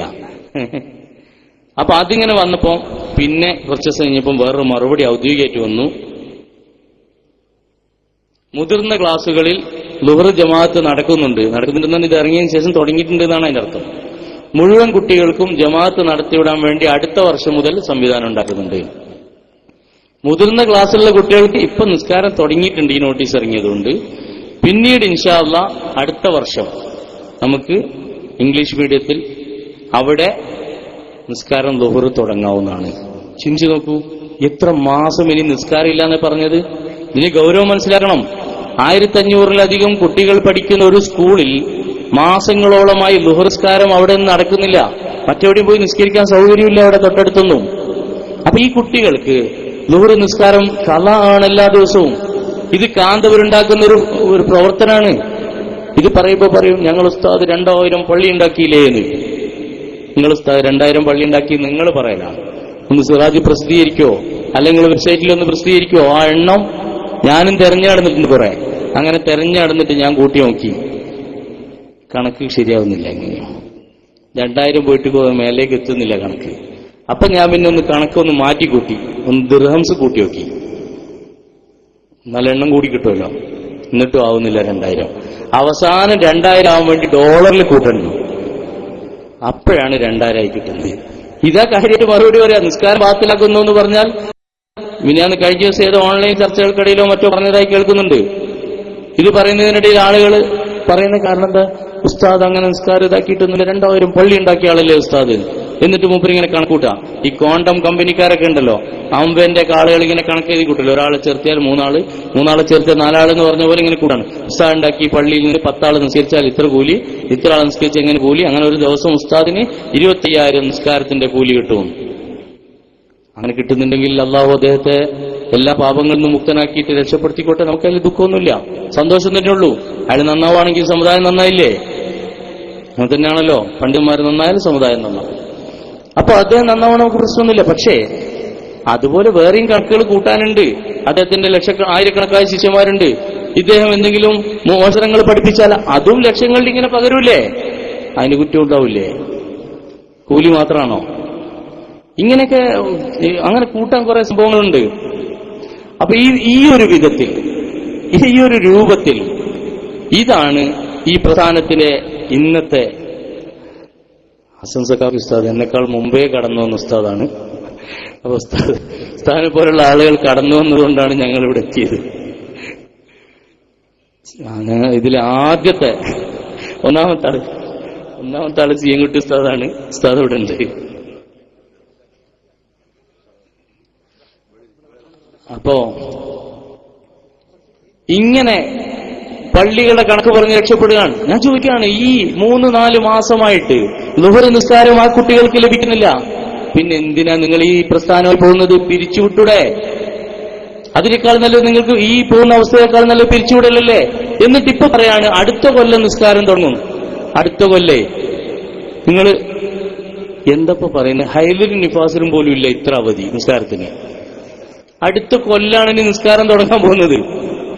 എന്റെ കൗമ, എനിക്കിത് നിർത്തിയിട്ട് വേറെ പരിപാടി നോക്കിക്കൂടെ?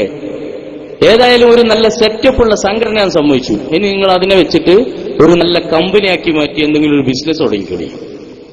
നിങ്ങൾ പറയരുത്. സെക്ടറൊക്കെ ആക്കിയ സ്ഥിതിയിൽ ആ സെക്ടർ വഴി എന്തെങ്കിലും ഒരു ഉൽപ്പന്നം, ഒരു പ്രൊഡക്റ്റ് ഇങ്ങനെ കയറ്റിവിടുക. എന്നിട്ട് ആ ഉൽപ്പന്നങ്ങൾ ഇങ്ങനെ മഹല്ലുകൾ വിതരണം ചെയ്തോളൂ. നോട്ട് ബുക്കോ പെൻസിലോ അല്ലെങ്കിൽ എന്തെങ്കിലും കോഴിമുട്ടയോ കോഴിയോ ഇറച്ചിയോ എന്തെങ്കിലും ഒരു സാധനം, അങ്ങനെ എന്തെങ്കിലും നിങ്ങൾ നടത്തി. അല്ലാതെ നിങ്ങൾ ഇനി ദീന് പറയാൻ ഇവിടെ വരരുത്. നിങ്ങൾക്ക് അതിന് അധികാരമില്ലെന്ന് മുസ്ലിം ഉമ്മത്ത് വ്യക്തമായി മനസ്സിലാക്കിയിരിക്കുന്നു. ദീന് പറയാൻ എനിക്ക് കാന്തപുരത്തിന്റെ ആവശ്യമില്ല. കോയക്കുട്ടി ഉസ്താദും ചെറുശ്ശേരി ഉസ്താദും ആദരണീയരായ പാണക്കാട്ടെ തങ്ങന്മാരുമുള്ളപ്പോ സമുദായത്തിന് അവർ മതി. ഇത് പറയുമ്പോൾ ചിലപ്പോൾ അപായപ്പെടുത്തുന്ന ശബ്ദങ്ങൾ അവിടെ നിന്ന് ഇങ്ങനെ വന്നേക്കാം. ഇപ്പോ ഭീഷണിയാണ്. മിനിയാന്ന് ഞാനിങ്ങനെ പറഞ്ഞപ്പോൾ എനിക്ക് ഒരു ഫോണ് ഉടനെ ഒരു സ്റ്റേജിൽ നിന്ന് ഇറങ്ങി പുറത്തെത്തും എന്നെ സലാനിൽ തുടങ്ങി തെറി ഇങ്ങനെ വിളിച്ചപ്പോൾ ഞാൻ ചെയ്തെന്താ മാനവികതന്റെ മുദ്രാവാക്യാണെന്ന് വെച്ചു. അപ്പം പിന്നെയും തെറി കൂടി എന്റെ കയ്യിലുണ്ടത്, ഞാൻ റെക്കോർഡ് ചെയ്ത് വെച്ചിട്ടുണ്ട്. പിന്നെ അടുത്ത് വിളിച്ചപ്പോൾ ഞാൻ ചോദിച്ചെന്താ സംഘടനയുടെ മുദ്രാവാക്യാണിത്, അപ്പോഴും കൂടി. പിന്നെ ഇപ്പനങ്ങോട്ട് തുടങ്ങി തസ്കിയത്തിന്റെ കോലാണ് ഈ പറയുന്നത്. പിന്നെ വിളിക്കാൻ പറ്റാത്ത എല്ലാ തെറിയും എന്റെ നാട്ടിലെ തെങ്ങിന്റെ പേരടക്കം വിളിച്ചിട്ടുണ്ട്. അങ്ങനെ എല്ലാം വിളിച്ചിട്ട് അവസാനം പറഞ്ഞു, എടാ 3 മാസം കൊണ്ട് ക്യാൻസർ പിടിച്ച് നീ മരിച്ചു പോകും. ഉസ്താദിന്റെ കുരുത്തക്കേടായിട്ട് എന്നാ പറഞ്ഞത്. ഞാനിപ്പോ കാറിൽ വരുമ്പോ നമ്മളെ ഡ്രൈവറോടും കുട്ടികളോടും പറഞ്ഞു, മെല്ലെ പോയാൽ മതി, എവിടെയും തട്ടണ്ട, ഉസ്താദിന്റെ കറാമത്ത് സംഭവിക്കാൻ സാധ്യതയുണ്ട്. എന്താ കാണുന്നൊക്കെ കറാമത്തും അല്ലെങ്കിൽ ഉസ്താദിന്റെ കുരുത്തക്കേടുമാണ്. അങ്ങനെയാണെങ്കിൽ ഞാൻ ചോദിക്കട്ടെ, തന്റെ പ്രിയപ്പെട്ട മകളുടെ ഭർത്താവില്ലേ അബ്ദുൽ ബാരി മുസ്ലിയാർ, അവിടെ സംഭവിച്ച എന്താ കുരുത്തക്കേടാ? മകൾ കൂടെ അങ്ങോട്ട് പോയില്ലേ? നിങ്ങൾക്ക് നഷ്ടപ്പെട്ടില്ലേ? അബ്ദുൽ ബാരി ഉസ്താദ് പോയത് കുരുത്തക്കേട് തന്നെയാണോ? ആണോ? പറയണം കാന്തപുരം ഉസ്താദിന്റെ ശിഷ്യന്മാർ. അങ്ങനെയാണെങ്കിൽ ഒരുപാട് കുരുത്തക്കേട് ഞാൻ അങ്ങോട്ട് എണ്ണിത്തരാം, ഒരുപാട് എണ്ണിത്തരാം. എന്താ പ്രശ്നം? മർക്കസ് പണയം വെക്കേണ്ടി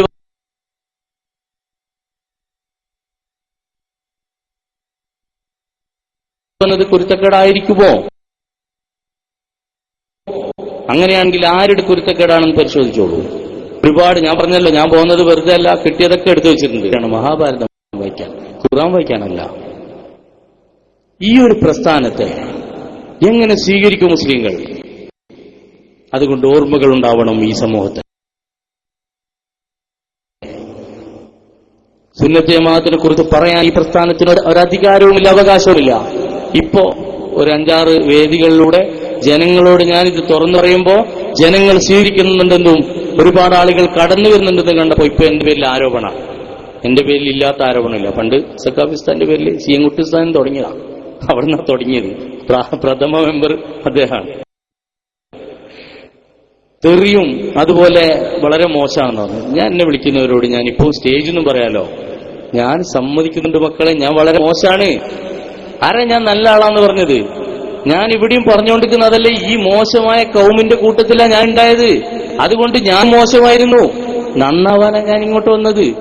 നിങ്ങൾ എന്തൊക്കെ കുറ്റം ഉണ്ടാവുമോ അതൊക്കെ എനിക്കും അവിടെ പറ്റിയിട്ടുണ്ടാവില്ലേ? ഞാൻ നിങ്ങൾ കൂടെ ചാരിയ മണക്കുന്നല്ലേ, നാറുകയാണ് ചെയ്യുന്നിപ്പോ. അവിടെ ഞാൻ ഇങ്ങോട്ട് രക്ഷപ്പെട്ടു പോകുന്നതാണ്. അപ്പൊ നിങ്ങൾ എന്ത് ആരോപണം പറയുന്നു അതൊക്കെ എന്റെ പേരിലുണ്ടാവും. നിങ്ങൾ ചിലപ്പോ എന്നെ വ്യഭിചാരാരോപണം നടത്തിയേക്കാൻ വേണമെങ്കിൽ അത് നടത്തുകയാണെങ്കിൽ അറിയിക്കണം ഡേറ്റ്. അങ്ങനെ ഓരോന്ന് ആരോപിക്കൂ. ഇതൊക്കെ നിങ്ങളുടെ നേതാക്കളുടെ പേരിൽ പണ്ടേ ഉള്ളതല്ലേ ആരോപണം, പിന്നെ അനുയായികളുടെ പേരിലുണ്ടാവില്ലേ? അതിൽ നിന്ന് രക്ഷപ്പെടാൻ ഇങ്ങോട്ട് വന്നത് നിങ്ങൾ കേട്ടിട്ടുണ്ടോ? സമസ്തയുടെ പണ്ഡിതന്മാരെ കുറിച്ച് ഇങ്ങനെ എന്തെങ്കിലും ആരോപണം വന്ന് തോൽക്കാൻ ഏതെങ്കിലും SSF-കാരന് കഴിയോ? നിങ്ങൾക്കൊക്കെ എന്നെ അറിയില്ലേ?